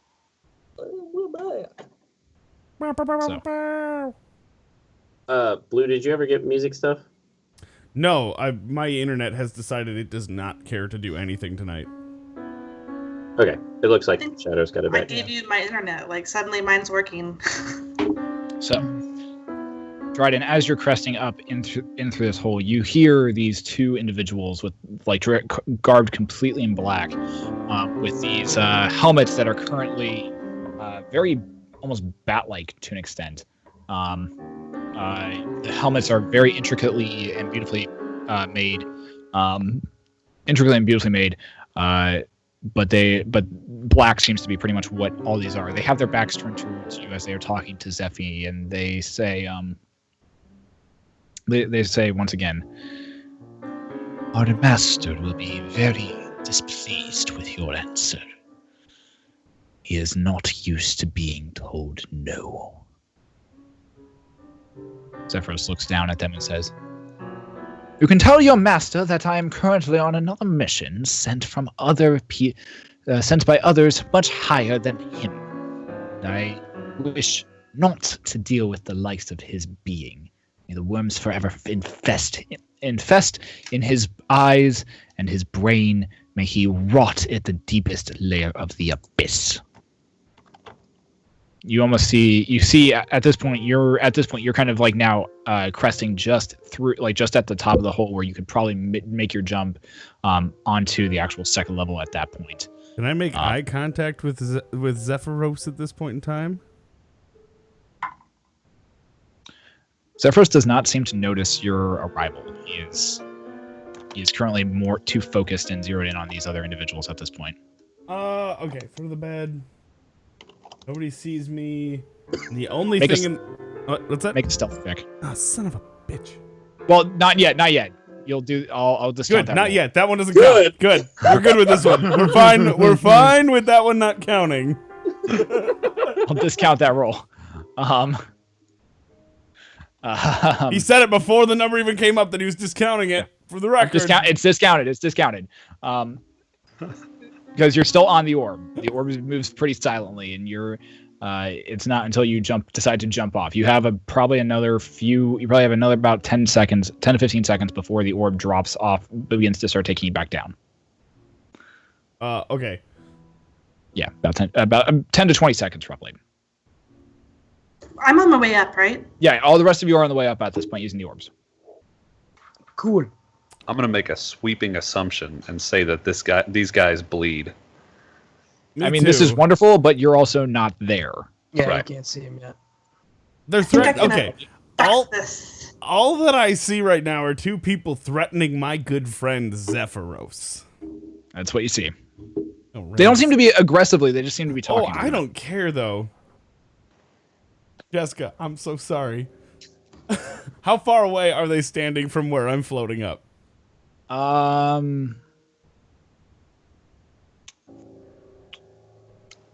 About 10, 15 feet. I can move that far. You need to make an athletics check to get up there, though.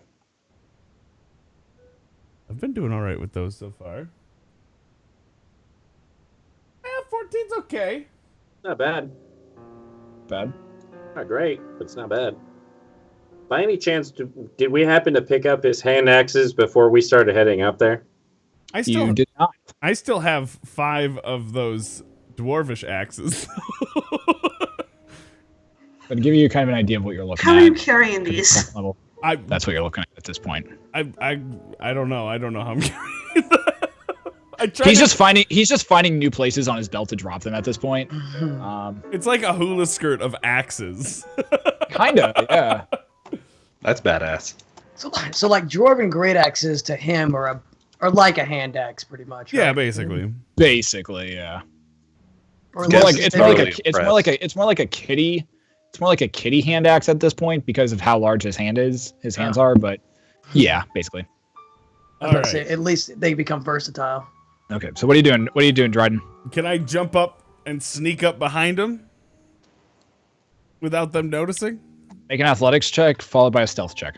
I just did an athletics check. Do you need another one? I need another. No, that'll be your athletics roll. I need you to roll a stealth check now. Oh, Lord. No, what the fuck? I can't do anything. I fucking roll like a goddamn 26 just to like jump around and show off. But when I need to do something good, I'm just, guys, I got this one in bag. It is better than your other one, though. You managed to jump off. You managed to jump off and land. As you do, you land a lot harder than you're expecting to. It's the damn skirt. It's the damn axe skirt. As you land, there's this ting ting ting ting as the axes that are currently hanging from your waist, Like a one-man band. all kind of clatter into each other, ting ting ting ting ting ting. and the two individuals who are currently talking to Zephyros turn around and glance at you and say, or the one off to the right says, "Ah, and your friends join us. Welcome. I was hoping that we would get to meet."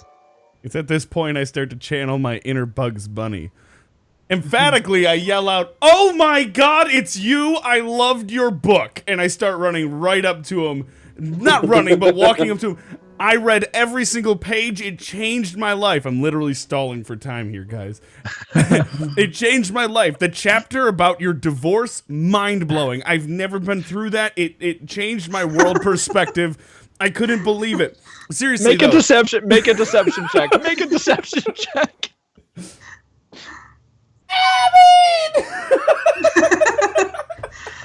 You've got inspiration too. That's all, folks. So as you're walking up, I mean, one I of can't them win this. They didn't write a book, so they know I'm lying. as you're walking up to them, one of them looks like you see one of the heads like the one off to your right hand side. His head just kind of like looks at you. Then you see it whip over to his compatriot, look back at you, look back at his compatriot, just keep going back and forth. And it's like, wait, like you like genuinely confused him. It's kind of bizarre. The other one stands there. He actually takes his hands and crosses them and says, "You silly man. Damn it. I've never written a book in my life. I hate when the arcane talk down to me. Our master has requested the help and the aid of this cloud giant here. Zephyros is to come with us back to him, for he is the master of the skies, the one who will rule the winds forever." Now, if I cut him off right there without actually saying anything and taking two javelins and shoving him up right underneath the armor, make an attack roll. We didn't rest. Oh my! Oh, Beautiful. dirty. Damn. Sounds like, fuck. How do you want to do this? I want to pull out two javelins and say sorry, or no, too long, didn't read, and just go right up underneath their chins, so just impale them from underneath because it'll go right underneath their armor. You're attacking both of them, or just the one talking? I was gonna attack both of them. I didn't think about that. What are you doing? Both of them. Attacking both of them? Okay, make a second attack roll. Oh, not as good. But so as you're walking forward, and as this individual has his arms crossed, make a perception check as well. By the way. Oh my God, I don't have this many dice. I don't perceive anything. I don't know what's going on. I killed now. Do something, he can't do it at all. But anytime he wants to kill something, you're too focused in on these individuals in front of you, and as this individual who has his arms crossed is currently talking, you take the javelins, you pull them out, and you stab the one off to your right, who you very easily confused, and you just jab it through his neck. The javelin just pierces straight through. As his hands reach up and grasp it, and he expires on the javelin. You pull the javelin out. The body plops down to the ground, blood spilling out, and he just eventually expires. The other javelin, as you thrust forward, it actually goes straight through the individual who's currently has his arms crossed, and it goes just straight through. You feel no resistance. You see the form flicker. You pull the javelin back, as you do, and as the javelin leaves its body, the form flickers again. You hear the slight chuckle. And I roll my eyes and go, oh, not again. What do you mean, not again? I'm just sick of you ethereal bastards. Fight me like a man. I'm interested in self-preservation. My master has required me and urged me to return once I had an answer for him. He clearly didn't like that guy too much. I point at the dead guy. Some of them are expendable. At this point, the rest of you are arriving at the top of the, onto the second floor at this point. Dryden, Brontor, Geth, Brontor, Geth, Jeska, and Rams. You all eventually, Jeska and Tonph. Dryden. You all, you all are getting off your orbs at this point. You just see this individual with same black armor, same black helmet, very like it's a full face mask. You don't even see his face. It's just a black. It's like just a straight black face at this point. Piercing yellow eyes that are coming out of it. Two yellow strips that go from the forehead up and then on the wings that currently extend from the helmet. It notices all of you getting off of the orbs, and it glances over you and says, I'm glad we had the chance to meet before the inevitable end and the coming of the princes. Guys, he's doing that invisible douchebag thing like the dwarves did. Another one? Another, right? Exactly. You see as his eyes kind of glance over all of you, and they come to settle and rest upon you, Brontor. His eyes look directly into yours. What? Jeska sees the dead body on the floor. I'm gonna go ahead and bless, bless your heart, kind of bless. Yeah. Let's go with, Tonph because he's little, Brontor and Dryden because they're. I almost said stupid. They're bold. They're bold. Okay. Wow. As Jeska does that, you all feel this kind of surge of energy pulse through you, and you know, like, if this is a familiar feeling. You realize that you have the blessing of Bahamut on you. Brontor, you gaze deep into this individual's eyes, and a chill settles throughout your entire body. A chill you haven't felt in ages. I didn't get your name, by the way. What's your name? He doesn't even pay that attention. He just extends a finger towards Brontor and says, You have been touched. You have the power. And you could join us. Okay, Geth, go ahead and roll your attack roll. Attack or initiative? I'm asking Geth to roll his attack. Oh. I'm gonna use Deadeye also. Mm-hmm. So a 22. With a 4, you roll a 20. Good gourd. The 22 rolled a. Oh, that's right. You have advantage on it, don't you? Oh my god. You fire. The bullet just passes straight through. Damn it. He glances over at you and says,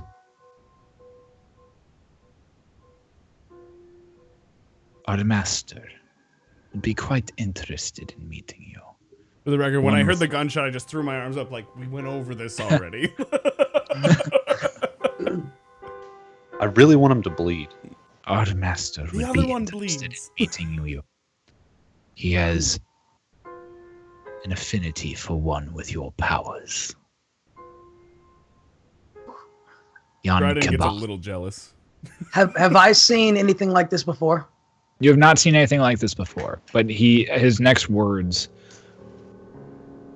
Jan Kaban has fought and faced many of your kind before. But he is also trained with them, and he could show you how to harness your power. How many, sorry, I'm such The rest of you will kneel before Jan Kaban and the rest of the princes. Don't stop They there. herald the end of this world. Don't talk down to my friends, please. I love how he says it. So As don't talk down to my friends. as you say that, his form flickers and vanishes. Damn it! I didn't even get him to sign my book. Well, he seemed nice. I was like Yeah, how does- prepped, almost ready to do protection for Brontor against evil. But I don't know how many like spells I can just like pop off like that. Now, did I get? I got a chill. Chill meaning like this is not right, or chill as in just like an excess Chill of as power. though whoever he was speaking of knows of the power that you wield and how it came to be. Okay. So that was interesting, guys. Yarp. I You took a wanna- minute to take a look at the entry and exit wound of the guy that Dryden killed. Mhm. Study that. You go over, it looks like a typical javelin thrust through the neck. Question. I'm gonna inspect that dude's body. Yeah, I was gonna do that too. How big is this character that I just murdered so brilliantly? As you go over and actually look at him, he's human size, and you end up pulling the mask off of him, and you find a human individual, probably in his like mid 30s, slightly starting to begin to bald, brown hair, slight really kind of patchy beard, wearing like these kind of same black robes, and that similar and once again that same helmet as well. Does Jeska know any of like this type of garb, the black with the very intricate helmet? Does she know that from her history studies or Make her a studies? make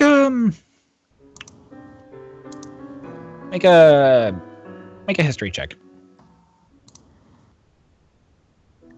Not bad. You're aware that there are different factions and different groups that kind of worship other entities throughout this world. You've never encountered, you personally have never encountered these factions before, but you do recall a story that talks about the coming and the end of this world. A group of individuals, a group of 4 individuals who are said to arrive on this plane, wielding enormous power, wielding specific weapons and specific relics that ultimately could bring about the destruction of this entire realm and entire plane, and bring on a new era of darkness, one that hasn't been seen since the end of the Dawn Wars. And what about young Kaban? Has she come across this name ever? Jan Kaban is it has been rumored to be one of the names of one of these individuals. There are two names that are known. The name of Jan Kaban and the name of, give me a second to find it.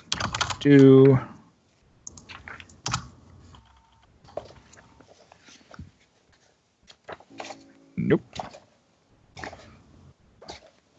Love a shit. Where the hell's that name at? I don't know. I don't know either. What name are we looking for? Looking for Zephy. the other. Nope, not Zephy. The king and queen of the sky people? Nope. I know different name. them. So these guys, You haven't heard it yet before. talking to the group, Okay. they said they And fought. the other people of my name kind. is Vanifer. Vanifer. Jan Kaban and Vanifer are the two names that you remember specifically as individuals who had the potential to be one of the 4 heralds. I'm pretty good with armor and things. Could I possibly know where this armor is made or what it's made of? It's simple leather armor. The helmet is of exquisite make, but as you pull it off and like kind of hit it, it's just very ornately made. Like it's not like there's nothing like super special about it. Go ahead and make a just go make a general intelligence check. Well, that's just not fair. Hey, God bless. Not bad. It's not bad. It's not bad. it's the first like non-important roll I've done all day. Yeah. Right. It's not bad. It's not bad. You're aware it's made. It appears to be dwarven in make, which kind of confuses you because like none of the individual which is very odd and kind of bizarre. However, there is a very specific. However, as you hit it, there's a slight resounding sound that kind of comes out of it, and you know that this that it has a very distinct sound to it as it kind of rings across the room, and you know that this metal and this kind of material comes from a region called the Desarin Valley. What is it? Specifically, the Desarin Valley, Dessarin, Desarin Valley. All right.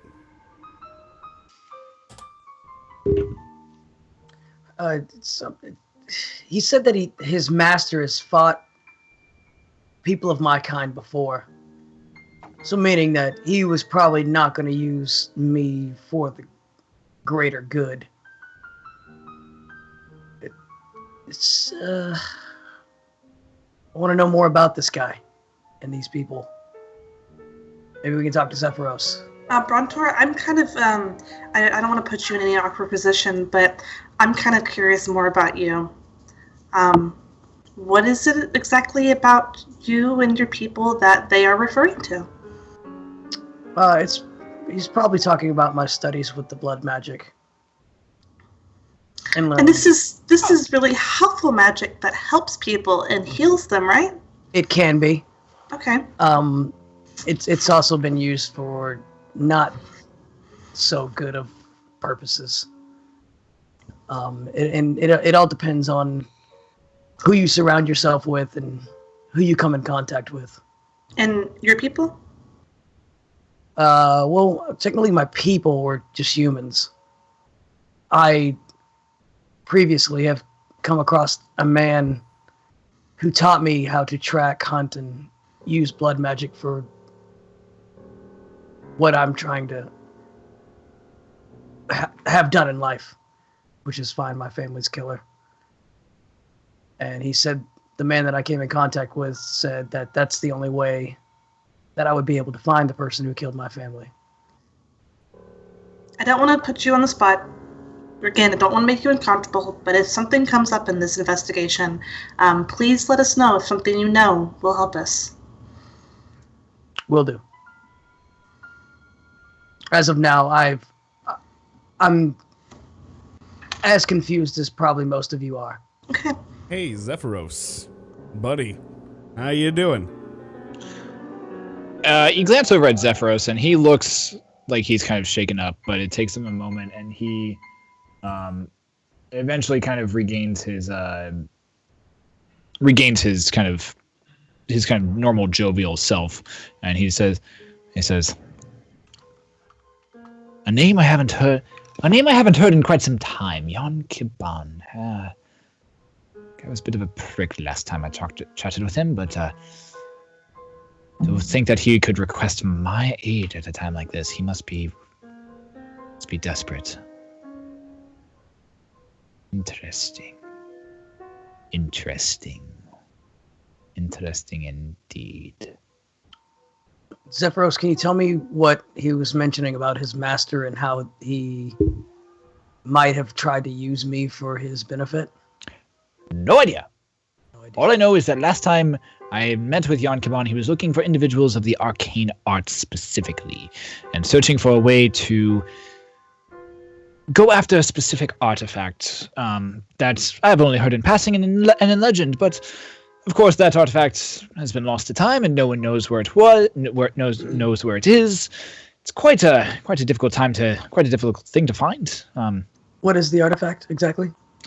He was after a specific weapon, some form of relic of the Dawn Wars. Something that said that it was to hold much great and magical power that would be able to actually control the skies and the winds itself. And just for our sake, I mean, if we happen upon this, are we looking for a small item, or is this a large weapon? Yeah, it can be as large or as small as it needs to be, depending on the wielder. It was a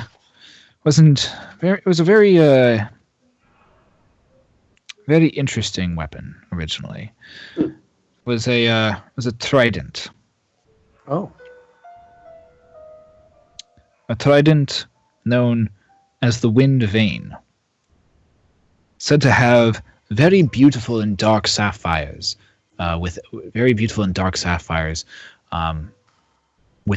set within it, polished and beautiful, so much so that it almost would seem to just flow and move with the wind itself.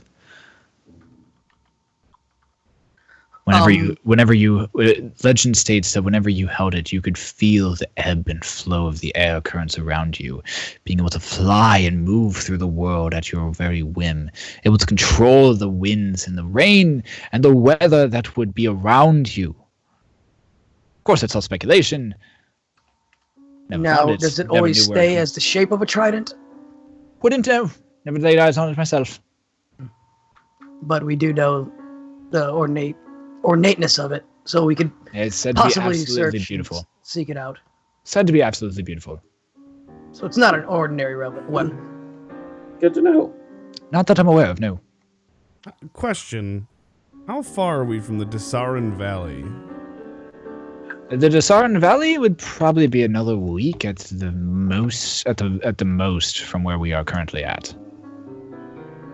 Okay, thank you. That's We're a few days from Brian Shander. All right. So we're coming up on it. Good to know. You guys don't know why I asked, for the record. The Desarin Valley.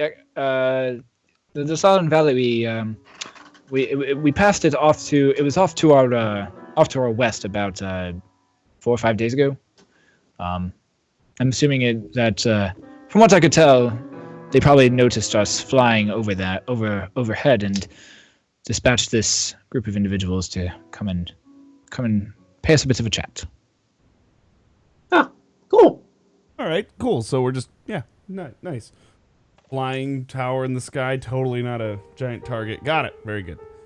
But you are still on board for helping us before and going on your task before helping them, correct? Planning on getting you to Brian Shander, absolutely. It's an interesting town. Got to get you through the spine of the world first, though. Actually, we're just gonna go over it. Sounds like a plan. Cool. All right. So, I say we wait till we get to the town. Over the course of the next... we spent this long going the same direction. Let's just get there. Yeah, we're this close. All right. Over the course of the next few days, you end up you travel farther and farther and farther northward. It's safe to assume that we have a long rest somewhere in here. You have a very long rest here. That was for you, Jeska. I know that you've got a lot of spells you need to replenish. And by the way, did that one dude have anything on him? Apart from the leather armor and the very ornate cap, no. Okay, cool. He had a javelin. If you guys want to take that, you are more than welcome to. In his face. Yeah. That's my javelin, thank you. So can I ask our tinker? Hey, I noticed you messing around with your guns. I just have a small request. I don't know if you can do it. I have here this little amulet. It's very precious to me, and it means a lot. Do you think you could just attach it to my Staff of Bahamut? Like, I know it doesn't do anything. I just want it near me. All right. Do as such. I've got a gold ring that I use to attach the amulet to some rope, I guess. Would that be okay? I have a piece of rope. It's kind of Well, it's not really precious to me, but it's important to me. I don't know if I could use it. Maybe we can find some. I think I might have some like twine. That's the word. From like Under Armour here. We can use that. We are not endorsed by Under Armour. We're working on it. Under my armor. But we're not refusing a sponsorship. We're not refusing. I don't know if we'd be the most athletic group of Under Armour wearing D&D players I've ever seen, but to win your sin for hours and need to stay warm. Under Armour. Tut.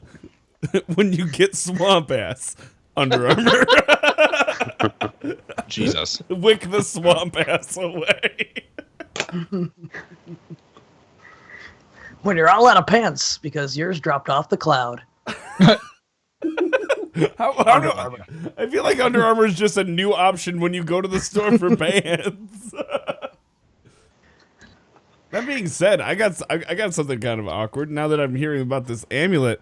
I realized that in my pack I have a locket that I picked up off of Hark.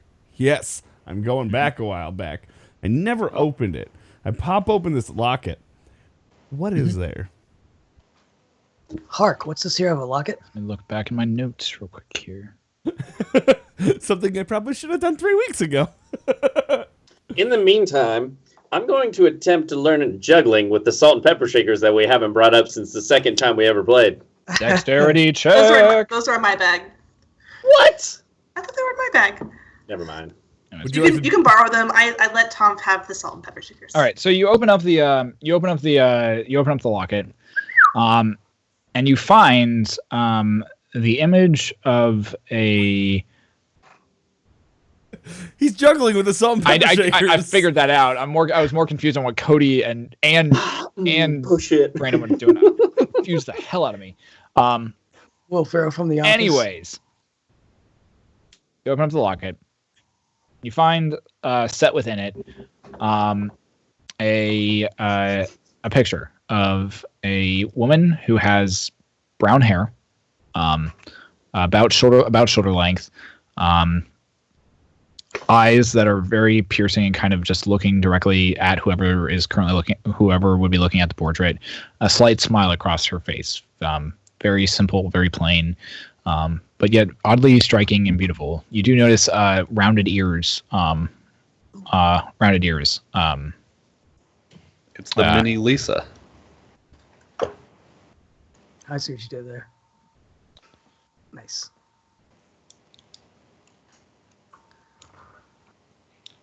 That's pretty much all you see. There's nothing written on it. There's no information. It's just a picture of a beautiful woman.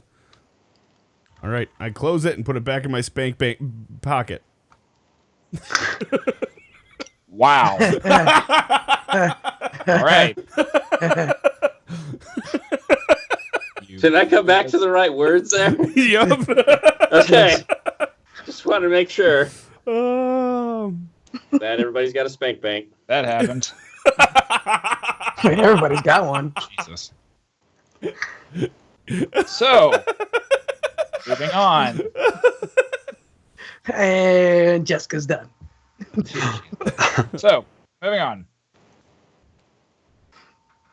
You eventually make your way. You eventually, on 2 days later, end up making your way.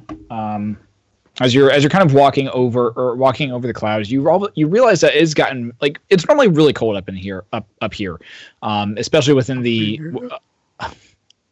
up above the clouds. It is normally very, very cold. However, it has gotten surprisingly even colder, to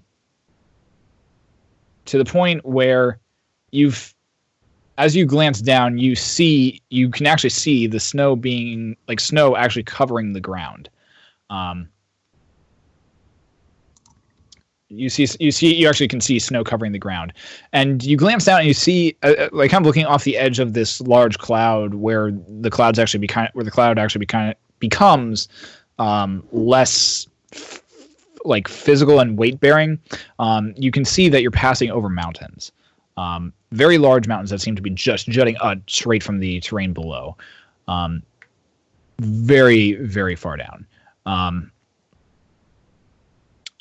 You continue to fly over this, and as you continue flying, you see nothing but just winter, basically winter and cold waste, the cold waste below you. It's been about 2 weeks that you guys have been traveling via this large tower. You have now, as you are crossing over these mountains, Zephyrios looks down at you as he kind of walks out as you're all watching the world just pass below you, and says, "Behold, the spine of the world. Mountain range that extends from the Sea of Swords far, far to the east, all the way to the Anarok Desert. And farther beyond that, only those who have dared brave the Arok Desert's depths know. We shall be arriving in Brian Shander probably within the next few hours. You have anything that you wish to prepare or wish to do while still here on the tower? Feel free to do so. Otherwise, I'll drop you off. I will drop you off fairly close to the city, but probably if giants have been raiding and ravaging this far north, probably best for me not to be seen. Yeah, you probably want to stay incognito. As much as I can. Hey, Zephy. I know that your books are precious to you, but I would greatly appreciate to have one. I think that I've gained a lot of insight into the hidden romance that lies within the giants, and I just would really I don't want to forget that. Make a persuasion roll.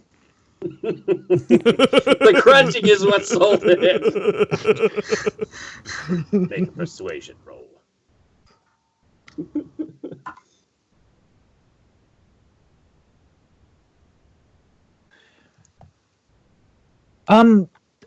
They're my books, and I enjoy them quite a lot. Okay. But since you've grown so attached to the one of the two giants who, the two lovers, and you've been quite a good companion, saved my griffin's skin and my skin more than once on this trip, suppose I could part with it. Hey, wait, guys, we never looked into those flying things up in the sky. Thank you so much. I appreciate that. I promise I will keep this in great condition, and I you know the present in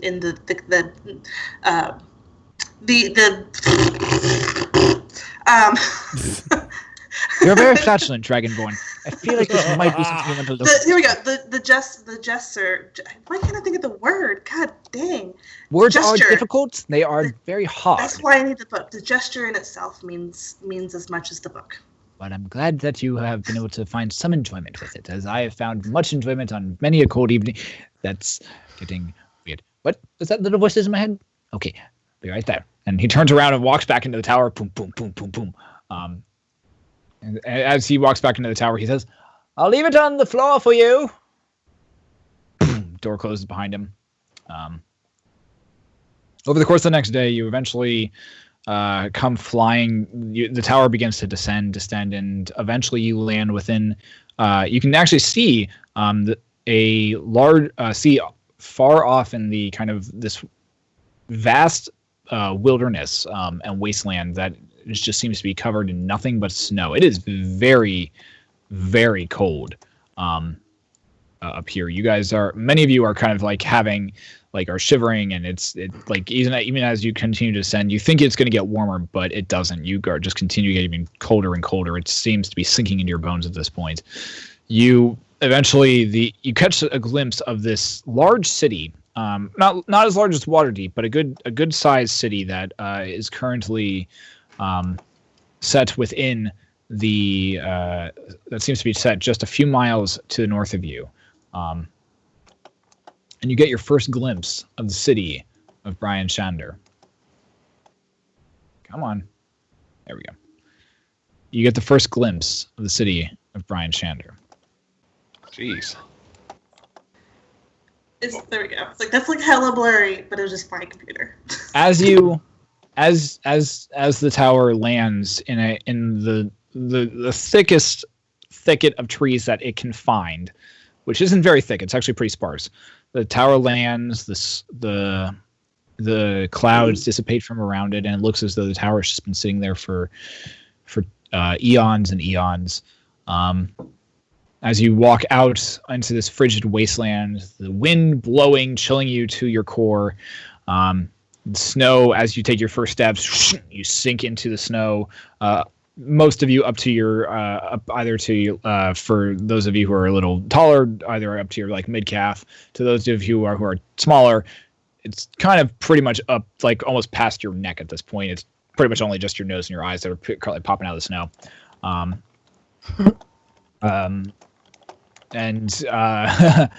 Zephyros looks at you and says, "Well, this is about as far as I can take you. Brian Shander's a few miles that way," and he kind of points off to the north just a little bit more. That's probably the direction you're going to want to go. There is a road off to your west a little bit that will take you to the south gate of the city, and there you should be able to actually get to the city itself.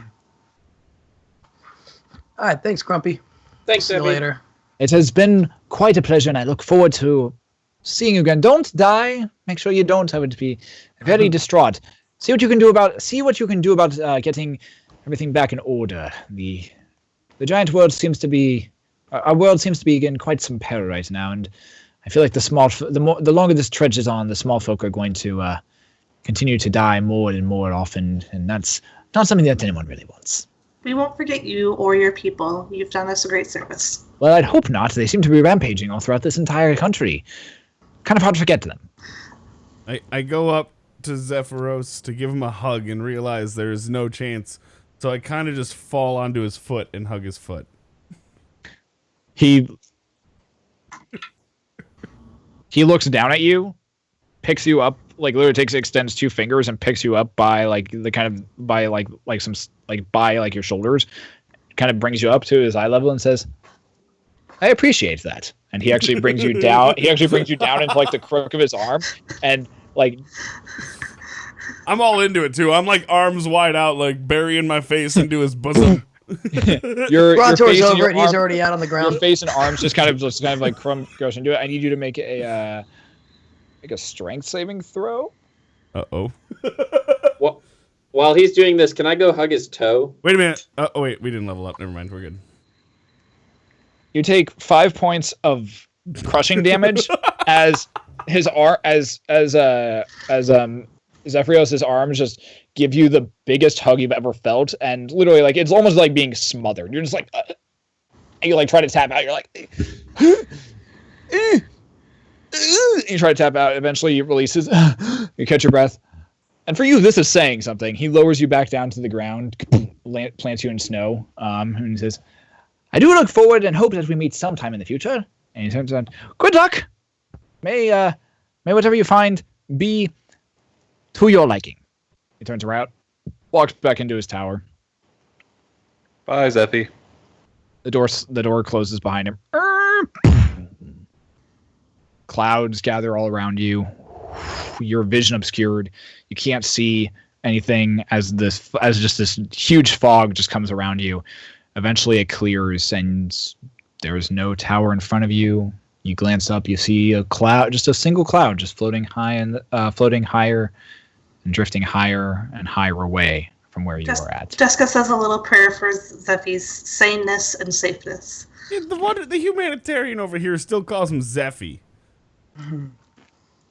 He liked it when I called him that. Brontor's already about 300 feet going towards the city. Okay. While they were doing all the hugs and stuff, he was over it. Crap. Sorry, I got a little hungry tonight. No problem. So guys, we know who we need to find. Markham. He's a sheriff. Yeah, he's a sheriff. Cool. He's the guy that we're supposed to deliver the message to. Cool. You begin making you begin making your way towards through the wilderness and through the snow, crunching along as you go.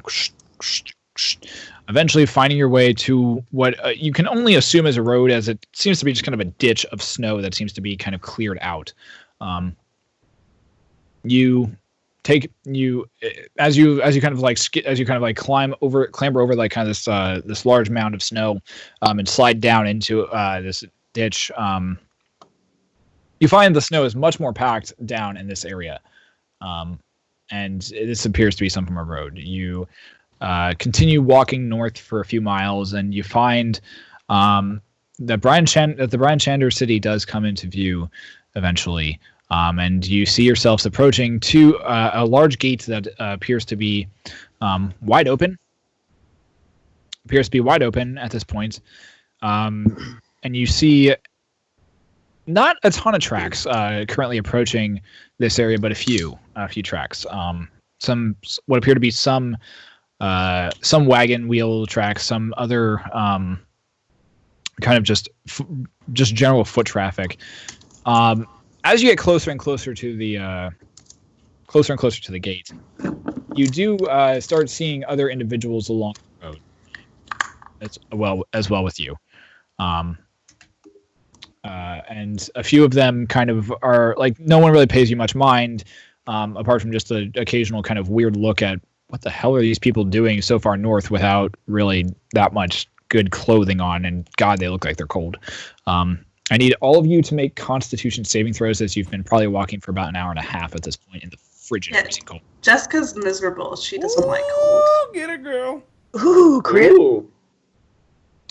Crit height. Yeah. You guys just had to one-up me. I threw a great roll finally. Y'all were like, fuck you, Dryden. Yo, get that crit hype. Let's go. I don't even know how to roll Constitution. Can I cuddle Yeah, I'm Dryden freezing. for warmth? As you're walking? Yeah, you can just carry me on his back. Yeah, I could do it. Because I'm cold as hell. Yeah, you are. Yeah, I'm used to fire, heat. Tonph and Jeska, you both take 14 points of cold. Kidding. It's not actually that much. I was going to say, damn. 3 There goes points. my nips. 3 points of cold damage as it kind of hits you, and you guys are just freezing. You are not used to this. You are like pulling everything you have out. That's like, okay, can I use this for warmth? Nope. Can I use this for warmth? Maybe. Kind of start tossing it over. You're trying to bundle up. It's rough. The rest of you take 1 point of cold damage. It's cold.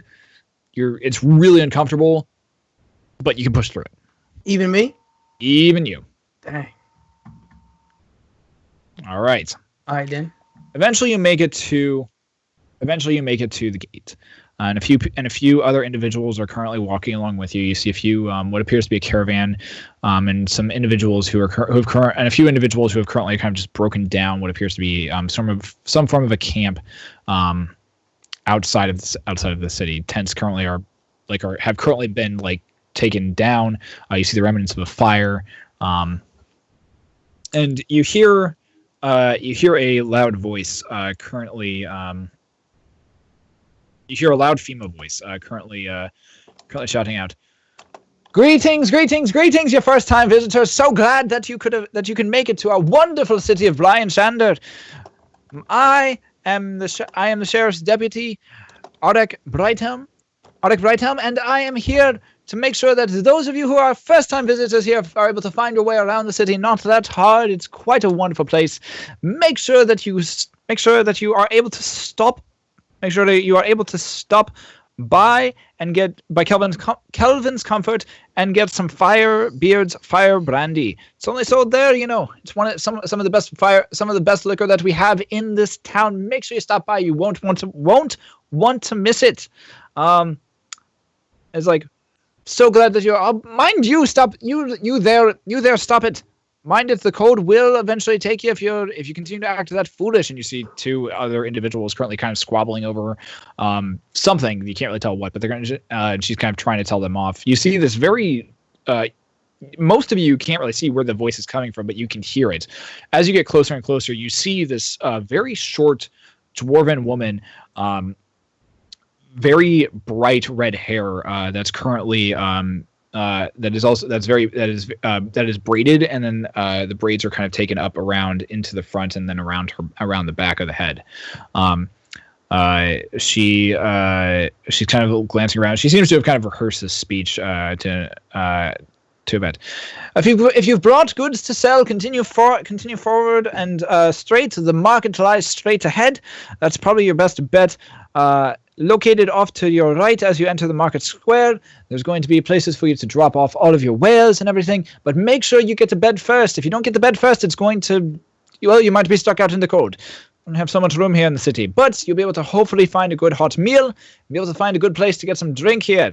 It's one thing we pride ourselves on, is getting good whiskey and fire brandy here, as well as some wonderful dwarven ales. Make sure you check out Calvin's Comfort. And she continues just kind of ranting and kind of doing this kind of interweaving speech back and forth about all the different amenities that that Brian Chander seems to have as you continue to approach the gates. Eventually you make your way into the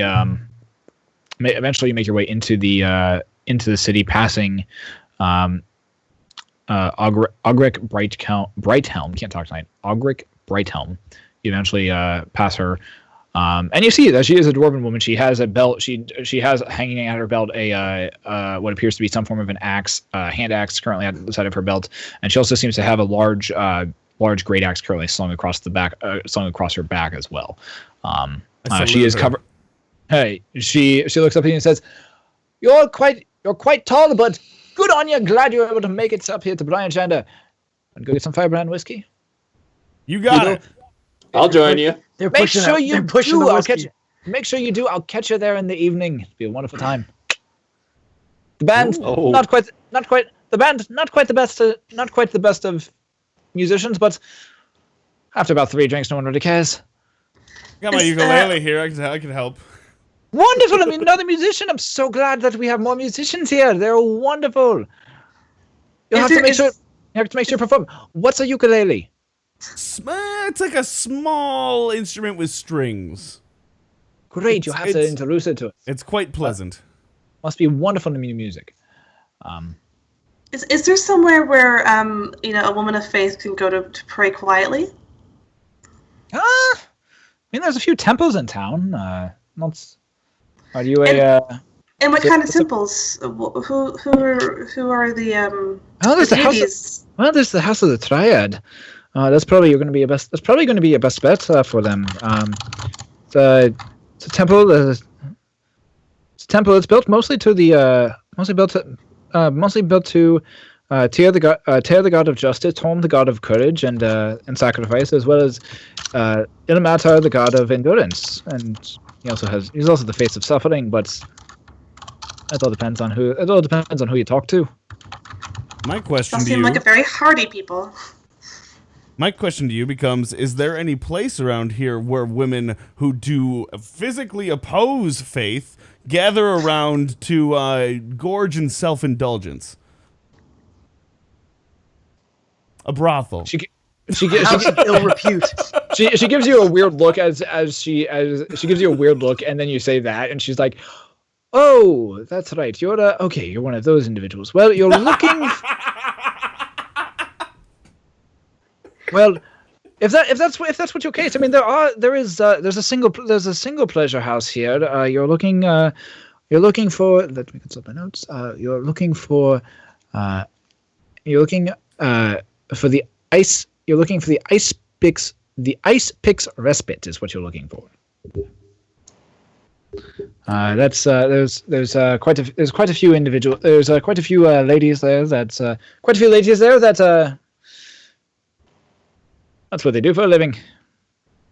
And I mean, there's a few men there as well. Actually, now I come to think about it. I don't judge. I don't judge. I pat Dryden on the back as I'm sitting here listening to this. It's like, we got this. I pick up Tonph, I put him on my shoulders and say, "Let's go." Wait, guys. Shouldn't we visit the House of Triad first? It seems like it's pretty late in the evening. Why don't you go to the House of Triad? We can all meet up tomorrow. I'm gonna go try and find some furs or something to keep me warm. Do that. I'm all set. I'm loving this. I think Dryden and I are gonna go find some ladies to keep us ill warm. repute. Some downstairs furs. Listen, I read that to keep warm, you're supposed to get naked. So before we So all we can venture get out, do wet. we want to set somewhere where we can meet up for at the end of the night or in the morning? Meet at that. I'm probably gonna find the inn and get. Yeah. a room. Yeah. Well, The they talked fire about beer. wanting to make sure we have a place to reside for the night. The place with the fire beer and fire brandy. At this point, at this point, you've all made it into the town, kind of past Augrek at this point, and are having this discussion kind of in the middle of the thoroughfare. What do you say? I'll head to the inn. I'll get with the money that I have. I'll get rooms for everybody. You got it. Sounds good, man. One with a big fireplace for me, please. I do not like the cold. I'll see what they have. It's like cold-blooded.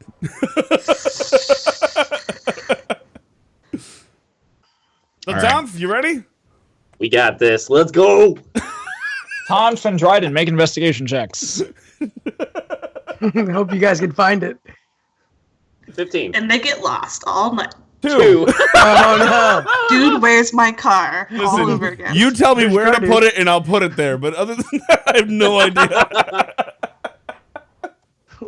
Where's my car? Where's your car, dude? That happened. All right. So, Dryden and Tonph, after about an hour worth of walking around in the freezing cold, you eventually find the Ice Pick's respite. You kind of open the door. It does open, and the madam of the house at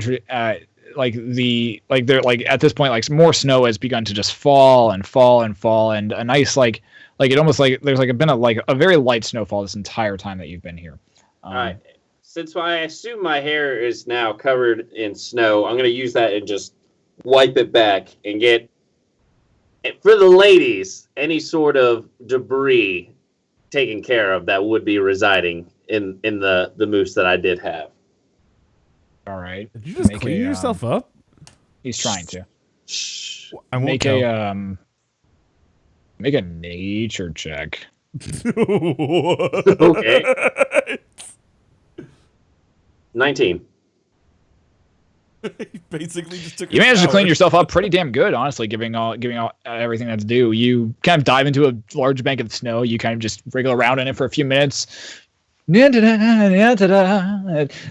cold. It's really cold. Some of it gets down your trousers. And you're like, "Oh, that was not where I wanted that to go." And you kind of shake it out. Eventually, Sorry, this is as small as it can be already, so we're eventually, good. eventually, you kind of emerge from the snowbank, and you're just like. And Dryden, as you look down at him, Tonph looks not very different, but different enough. He looks soaked and wet, but as he kind of flips his hair back, it just kind of goes flapping back onto the back of his head, and he looks actually a lot cleaner than you've ever seen him. Tonph, I will tell nobody of this moment, but I want you to know you're one damn good-looking motherfucker. I just take after you, buddy. Ha! I'd like to think at this point we do one of those Anchorman jump in the air where they kick our legs out and we freeze frame up in the You do as such, and a few other individuals walk by. Some of you look at them. Some of them look at you and be like, "What the hell?" And they keep walking. As then you finally land in the snow. Yeah, I hope they walk by and they're like, "How in the hell are they just floating there in the air?" Kind of weird. You eventually walk into the Ice Pick's respite. The madam of the house informs you that it'll be a total of 30 gold for the entire evening, as well and she insists that you pay before introducing you to the women. The women of the other women and men of the house, with the guarantee that if you do not like your selection before entering, you can get a full refund if you choose not to inquire with their services. Tonph, this sounds like a pretty solid deal, man.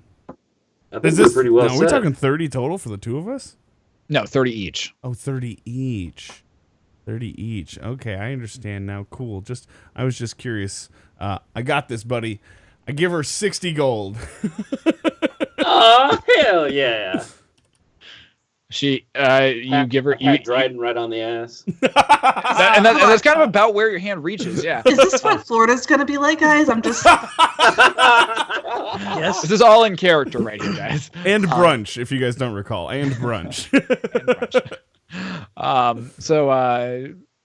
Introduces you to a myriad of men and women. There's a few. There's about 4 to 5 dwarves, as well as two or three halflings, and there is one elven woman who looks kind of shocked and also slightly embarrassed that a half orc just kind of walked into the establishment.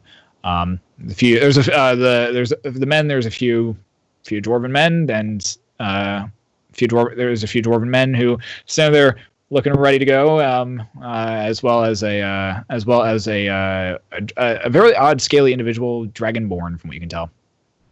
Do I know this elf? Make a history check. I don't know. She seems very off. No. Nope. Okay. Well, she Nope. seems very. All right. I turn to Tonph and I say, "You first, buddy." It's kind of like once you've seen one elf, you kind of start like they all kind of start blurring together for you. Wow, I'm pretty sure that's some sort of speciesist. A little bit. But Tonph, you're up. Go for it. All right. Well, I'm going to take a look around, and I want to find somebody who just looks downright dirty. I was waiting for it. Like, looks like they've got some sort of gloss, I will say, about them. This is who you're looking for? This is who I'm looking for.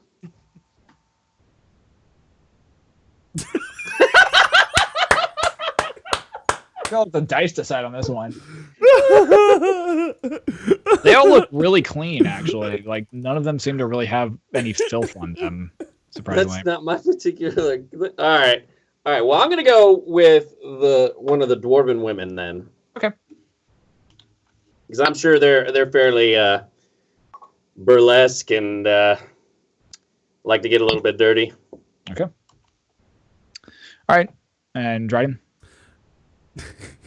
Everyone's going to lose their shit. I find a guy that's about the same size as myself, and I walk over to him. And I turn to him. Probably the Dragonborn, more than the likely. Probably Dragonborn. I go over to the Dragonborn, and I go, "Sup, not what you think. If He you..." looks kind of taken aback, but all right. You know, not what you think. Not what I'm digging, but I want your input because I've never been here before. If you had the pick of the litter, which I do, who would you pick? He looks kind of taken aback at the fact that someone's actually talking to him in the first place, rather than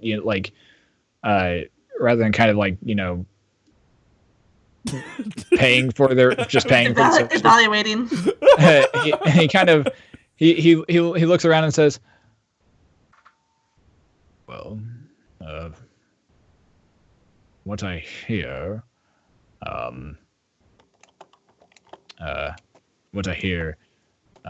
Kadu is quite a lioness in the bedroom, and well worth the money." I say, awesome. Which one's Kedu? He points to a blonde dwarven female who is currently like wandering around the room at this point. I was secretly hoping it was a guy. Just get it, and he just points at this dude and just trying. Damn it! I asked the wrong one. So I go over to Kedu and. Mm-hmm. Okay. All right. So we'll move on from that point. Brontor, Jeska, and Geth, you are all finding. You are all attempting to find the other tavern. I take it. I'm going for House of Dryden. Okay, you're going to welcome House to come of Triad. along. Yeah, y'all are welcome to come along with me. No, I'm I'm gonna go to. I'm headed to thinking- the inn. Yeah, I think we could find some maybe some charity and some furs and maybe some information. Okay. I'm cold as shit, freezing my nuts off, so I need to go get some furs. So, upon hearing her say that, I'll go with Jeska. Okay. You end up heading with Jeska to the House of the Triad. You enter it, and you find a large place of worship. It's a pretty impressive stone-built kind of house. It looks very dwarven in make. Not short, but definitely like the only hands that could have crafted this was would have been dwarves. And as you enter, it's fairly dimly lit, and you see there are a few candles burning throughout the area as well. There's a few pews, a few kind of benches, just kind of pocketed throughout, as well as at the very front you see 3 statues that are currently erected. Erect statues, huh? I thought we moved on from that part. We did. That are currently Part two. standing. Jesus. Currently standing. Currently standing up, and they are all wearing very flowing robes over them, and all kind of in a triangle pattern at this point. Okay. I first look for any sort of donation box or that sort of thing. Okay.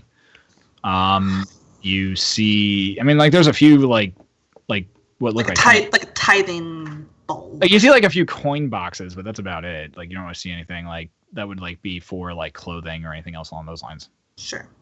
And is there anyone that stands out as far as someone who works here? There is one person who kind of stands out. There is one person who kind of stands out. It looks like an individual. An individual wearing brown robes, who is currently kneeling down. Who's currently kneeling down at the feet of one of the statues, farther forward. I get near that person and I just sit far enough away enough to disturb, but close enough so they know that I'm present. Okay. Yeah. You wait a few minutes, and the individual eventually stirs, finishes up his what appears to be prayers, and kind of stands up, walks over to you, stands up, notices you, and says, "Ah, welcome to the House of the Triad. My name is Delvon Ludwig. How may I be of service to you?" And you see a human male, very brown hair, currently over his face or over his head, very clean cut, very simple brown robe that kind of just falls down to his ankles, and his you notice that his feet are completely bare. Hi, Delvon. I'm just a cleric from way far away. We're traveling, my friend and I, and I really wanted to pay respects to the deities of this town and to say hi to those that would dedicate themselves to a life of service to their gods and their people. My name is Jeska. Welcome, Lady Jeska. We are so glad that you are able to bless us, that you are able to come this far north to Brian Shander. We are kind of in a little bit of a pickle. I am, as you can see, a dragonborn, and this town is freezing. I cannot believe that y'all survive up here, but I guess, you you do pay homage to the god of suffering, and it kind of makes sense in this weather. We don't. I don't carry much with me. I prefer to give. Is there any? Is there any extra furs or maybe a cloak of some sort, something to keep us from dying? Well, the stuff I have is for those who are normally homeless and normally not, or who may need very solid protection here within the actual town themselves. We have very few beggars here, but those that we do have, we try to keep them well fed, keep them warm. It is quite a cold area in this part of the world, and those of us that are here too tend to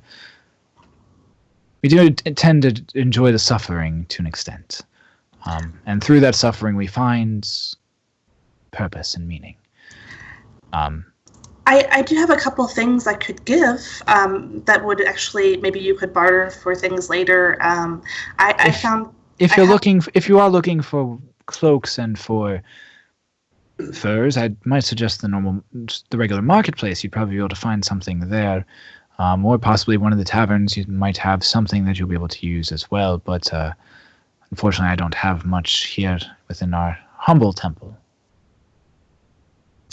Well, maybe you have some information that could help us. Would you be willing to chit-chat? It depends on what you're looking for. We have a very important message that we need to give to the sheriff of this town.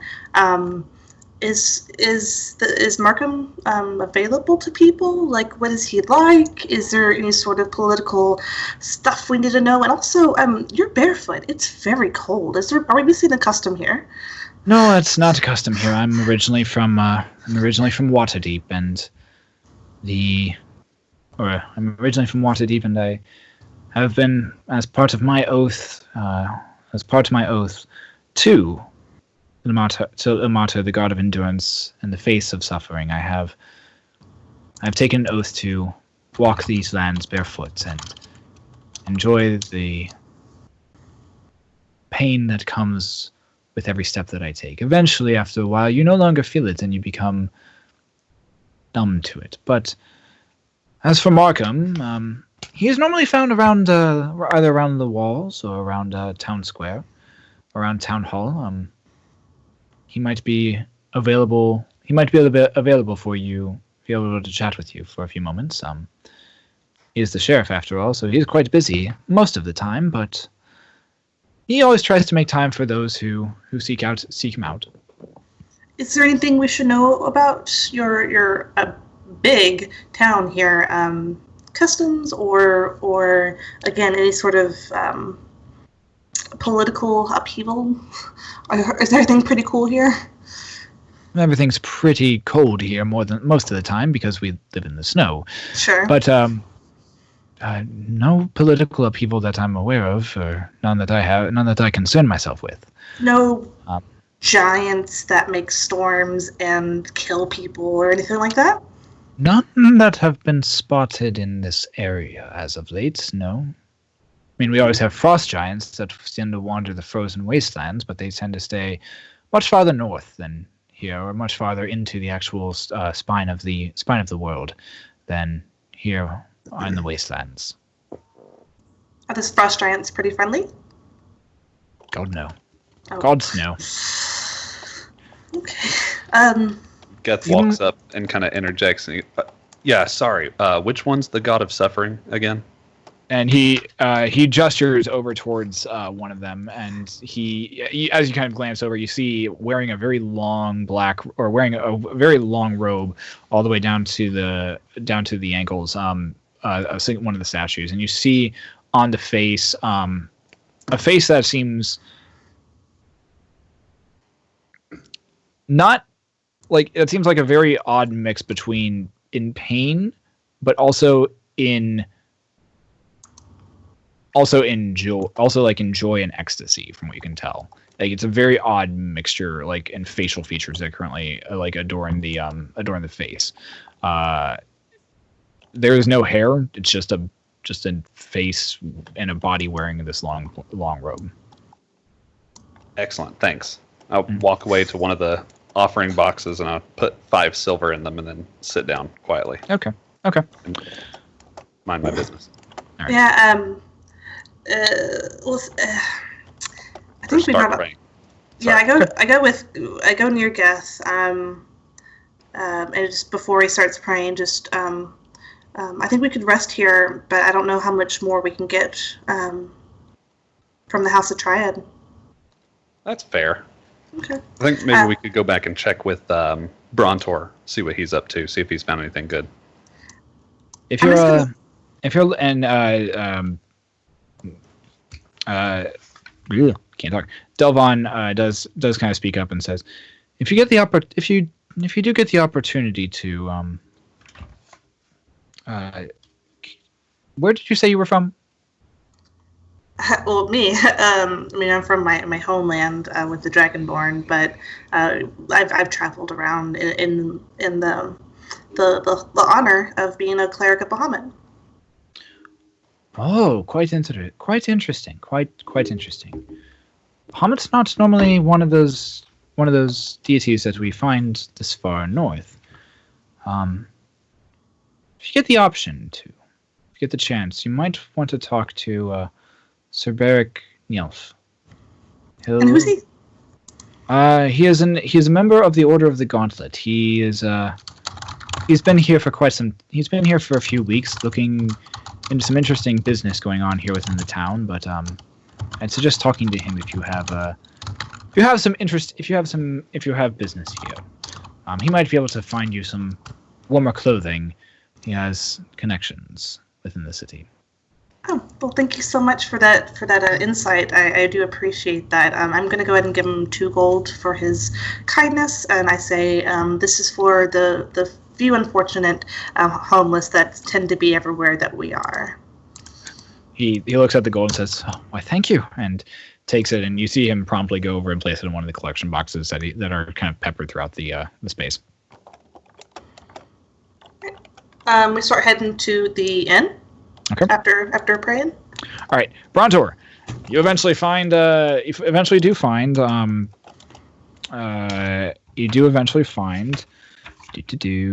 don't remember it. Kelvin's Comfort. You eventually find Kelvin's Comfort. You enter it, and as you enter it, it's approaching the kind of mid-evening. The sun is setting. It's once again getting very dark. There's some lanterns that are getting lit here and there. There are some lanterns that are getting lit here and there. As you walk in, you come walking into a very kind of boisterous, and very happy kind of tavern. It's as soon as you open the door, it's much warmer than the outside air, and you immediately it immediately warm up. It feels much nicer inside here. There's laughter, there's clinking of tankards that are going on, and as you walk in, you can see just people kind of talking and enjoying their time here within the tavern. At this point, I make my way to the bar. Okay. Ask the barkeep for the fire whiskey that I've been hearing about. Mm-hmm. He looks over at you, and you see an individual.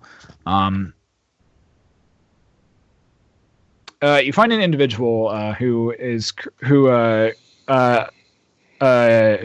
a very large red beard, and you as you kind of ask for the fire whiskey, he looks up at you and says, "Well, you're not from around here. Ogden Flamebeard will take care of you. You're here for the firebrand whiskey." And he's like, "That's a good lad. Let me see your coin, and then we'll get it right to you." I toss him a gold piece. Catches it, kind of kinks it in his mouth. "Ah, much appreciated." Places it in, and he kind of walks back to the bar, pulls down a bottle, and pours you a very, very large cup of it, places it back down on the thing, and pushes it over to you and says, "There you go. Enjoy. That'll warm you right up and keep the cold night air out." All right, let me see what all the fuss is about. I take a swig. It's all right. It's not the best in the world. You've definitely had better. But you can see that. But like as the liquid seeps down your throat and like settles in your chest, you find that as it settles in your chest, and in your stomach, you find that it sits there a lot longer than you're expecting to, and you can definitely see how this would keep the warmth, like keep somebody warm, like throughout the evening time. About after like 2 or 3 minutes, it eventually fades, and you kind of feel the cold kind of start to creep in. You take another swig, and this swig's a little bit better. This swig's a little bit better than the last one. Yeah, it is. Ogden looks over at you and says, "I don't think I've seen you around here before, but if you don't mind me asking, who are you and what brings you up here to Brian Shander?" Well, I'm here with a group. We've been Here with a group? far, We don't get many groups around here, actually. Yeah, we've been traveling far, like from the far south, and we're heading up here to make good on a deal that we had. What type of deal was that? And you see as he kind of like reaches over and pulls another another like stein and like starts kind of just wiping it and cleaning it. Well, I mean, it's honestly it's not a big deal. We're just up here to meet somebody and kind of get a lay of the land up here because we've heard good things about your town, Brian Shander. Well, I'm glad that you've heard good things about this town. Surprised you've heard anything about this town. No one really ever makes their way up here apart from a few traders that come every year. What is it? So what is it exactly that you're seeking, or what is it that you're hoping to find up here? Well, as of now, we're just looking for some rooms for the night. Do you have just enough looking for our party?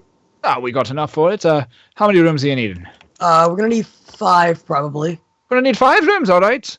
Let me see. And he like places the stein down and like actually reaches underneath the bar, pulls up this large tome, places it down, and he like this huge cloud of dust kind of just explodes from it. You end up having to cough and kind of wave it away. He opens it up. All right, let's see. That'd be about 10 gold per. About 10 gold for each room. So you're looking at about 50 gold and 50 gold for the week. 50 gold for the week. Sound about good. Sound about right? Yeah, that's doable. Absolutely. All right. Do they all need to be side by side, or can they at least be spread out? It's close proximity as possible. I know there's a lot of people here. I know they're asking for rooms and whatnot. Well, we can move this. We can move this bastard farther up. And he kind of like shouts out to one of the other barmaids and says, "Oi, Miranda, make sure you move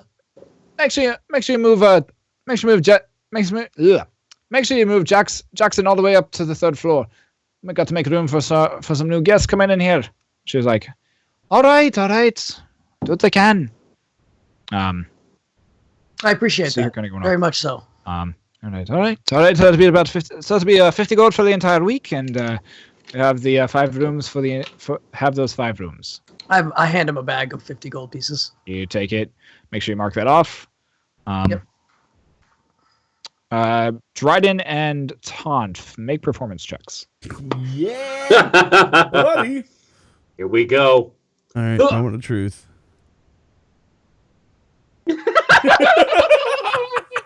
Guess what's awesome about this, though? It doesn't matter how good we do. We get paid. We get to choose whether or not our service was met correctly. Sorry, I didn't perform adequately, but I don't feel like my service was met. All right. Dryden, you definitely get your money's worth. Wonderful night. Wonderful enjoyment. Definitely worth your money. Tonph. Lay it on me. As soon as you enter the room, you realize something is quite amiss and this might not have been what you signed up for. Before you even have time to react, you are getting manhandled and bound in ways that you have never imagined. You're going to have some interesting bruises tomorrow. I'll take them. I also need you to make a Constitution saving throw. Oh, no. All right, 16.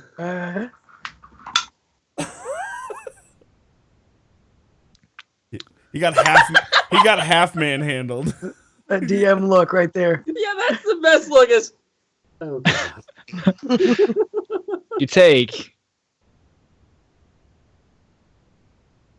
I don't know how to word this. You Make take- the damage. Lust Okay. damage. you take. Oh man.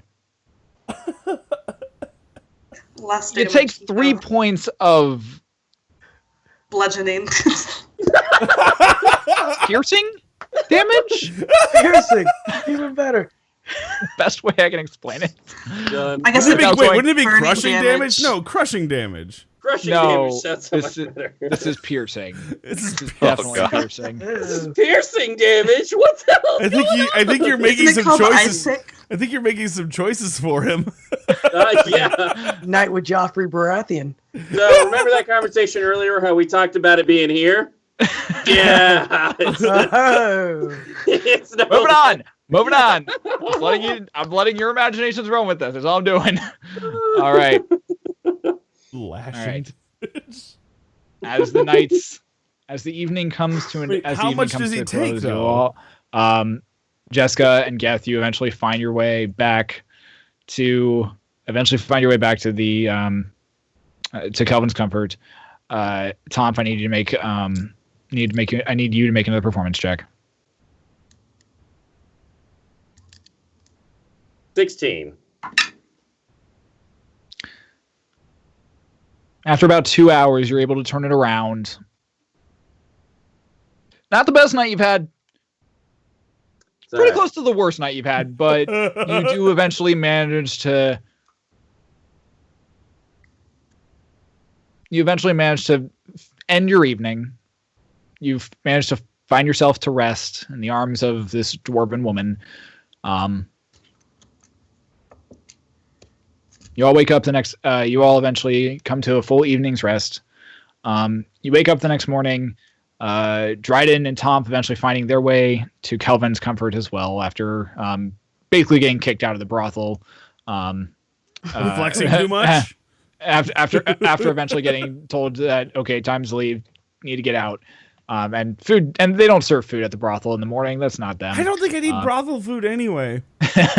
You eventually find your way back. You eventually find your way to Kelvin's comfort and enjoy a wonderful and hearty meal and meet back up with your party. All right, Good so morning. we're all at The the. day is yours.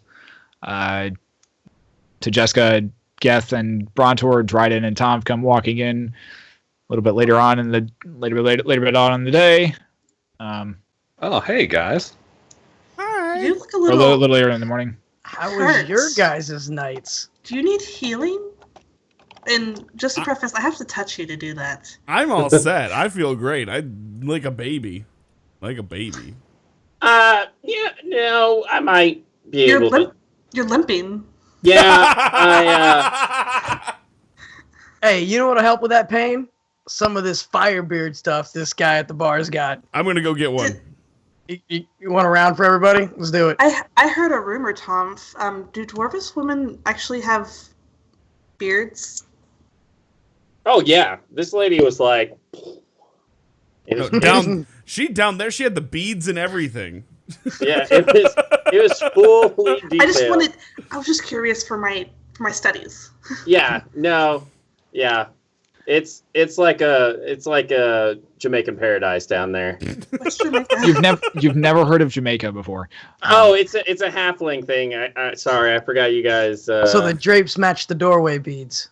Oh yeah, As you're having breakfast. those and aren't the having only this beats that you had to worry about. Something catches your Goodness. attention. You begin hearing this ding da ding ding ding ding da da ding ding ding Oh, ding ding ding ding ding ding ding Having ding flashbacks to storm giants. ding da ding ding ding ding ding ding All right. Yeah, everybody. ding da ding ding ding ding ding. You hear All right, this? guys. I could probably use one of those right now, Brontor. Here we go. Even Jeska takes a shot before we go out. You all take a quick shot of some of this whiskey, and for some of you, the taste doesn't really necessarily appeal to you, but you feel the warmth as it comes out. You walk out. You walk outside. Walking out, I salute my friend at the bar. He salutes back awkwardly and is like, "Okay," like, Not sure what's going on, but whatever it is, let us know. Might need to run. I need to run away. Don't worry about it. We'll let you know. Jessica walks outside and looks around to see if she looks up to see if she notices anything. Nothing high above. Okay. You do hear loud bellowing throughout the entire city. A loud voice.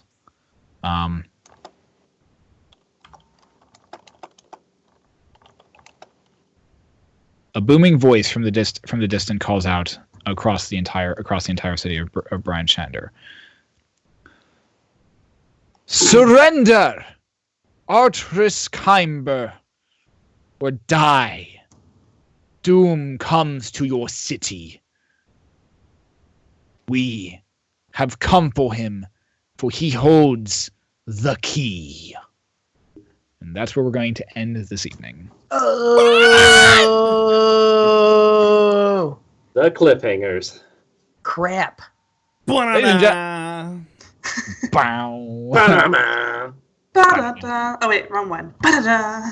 Ba-da-da. Wow. This is where we need the Inception noise. Wow.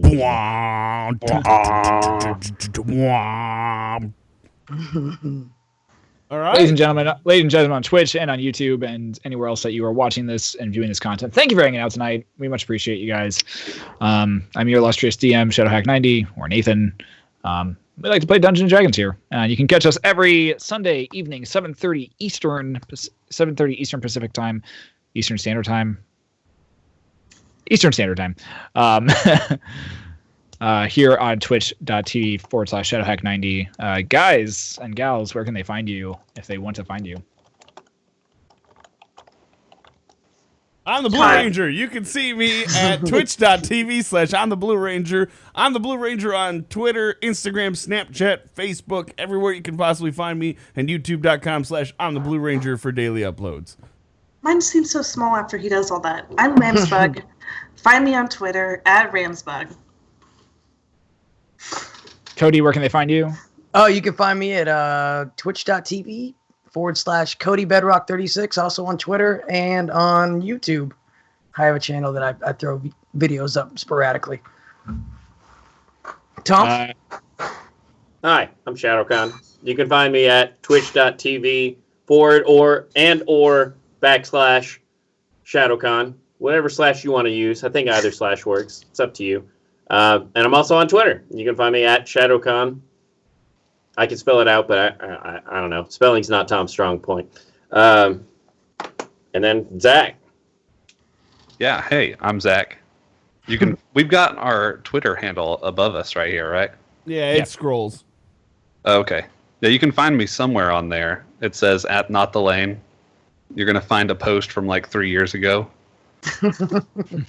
And a really nice profile. Hey guys, picture. I just got a haircut. That's right. Also, make sure that if you had any favorite moments of tonight, make sure you go back, find them, clip them, and post them either in my Discord, post them in Blue's Discord, or tweet at us, any of us, and say, hey, this was our play of the game for the moment, and we'll make sure we have another play of the game ready to go for next week. Any other announcements from any of us before we end and go raid somebody tonight? Let's raid. Do we have a raid? I think we're... Keep coming out, guys. We're here at 7:30 Sundays. We're gonna do this every week. Be looking out for us. You guys have had us up high in the directory all night. We really Yeah, appreciate you guys. we appreciate you guys Thanks being for here. hanging out. I'm glad you guys are enjoying it. Show. I think I've chosen a few weeks a couple weeks in a row. Who anyone got a raid target they want to go for? Are we gonna stay in the directory? Yes, I please. have one. Go. Didn't we already raid her? I don't know where to Who? DM this. Light Nievo? What? Oh, okay. Chances week Oh, 15? I don't know if we have or not, but sure. Let's do it. I followed her a while back. I don't remember why, when, or where. Yeah, no, I do too. Yeah, I don't know if we've raided them, but let's go for it. Let's Yeah, go for we it. have. Do a Riot raid on Lightning Evo. Yeah, guys. Riot raid. Let's start typing Nerd raid. Let's give them a strong raid here, guys. Let's do a Riot raid, guys. Gonna do a Riot raid. Go show some love. Paste fails. Thanks again those for hanging out, face guys. fails. See you next week. All right, see you Go guys. show some Thank you, love. guys. Catch you guys later. Bye. Bye. Bye.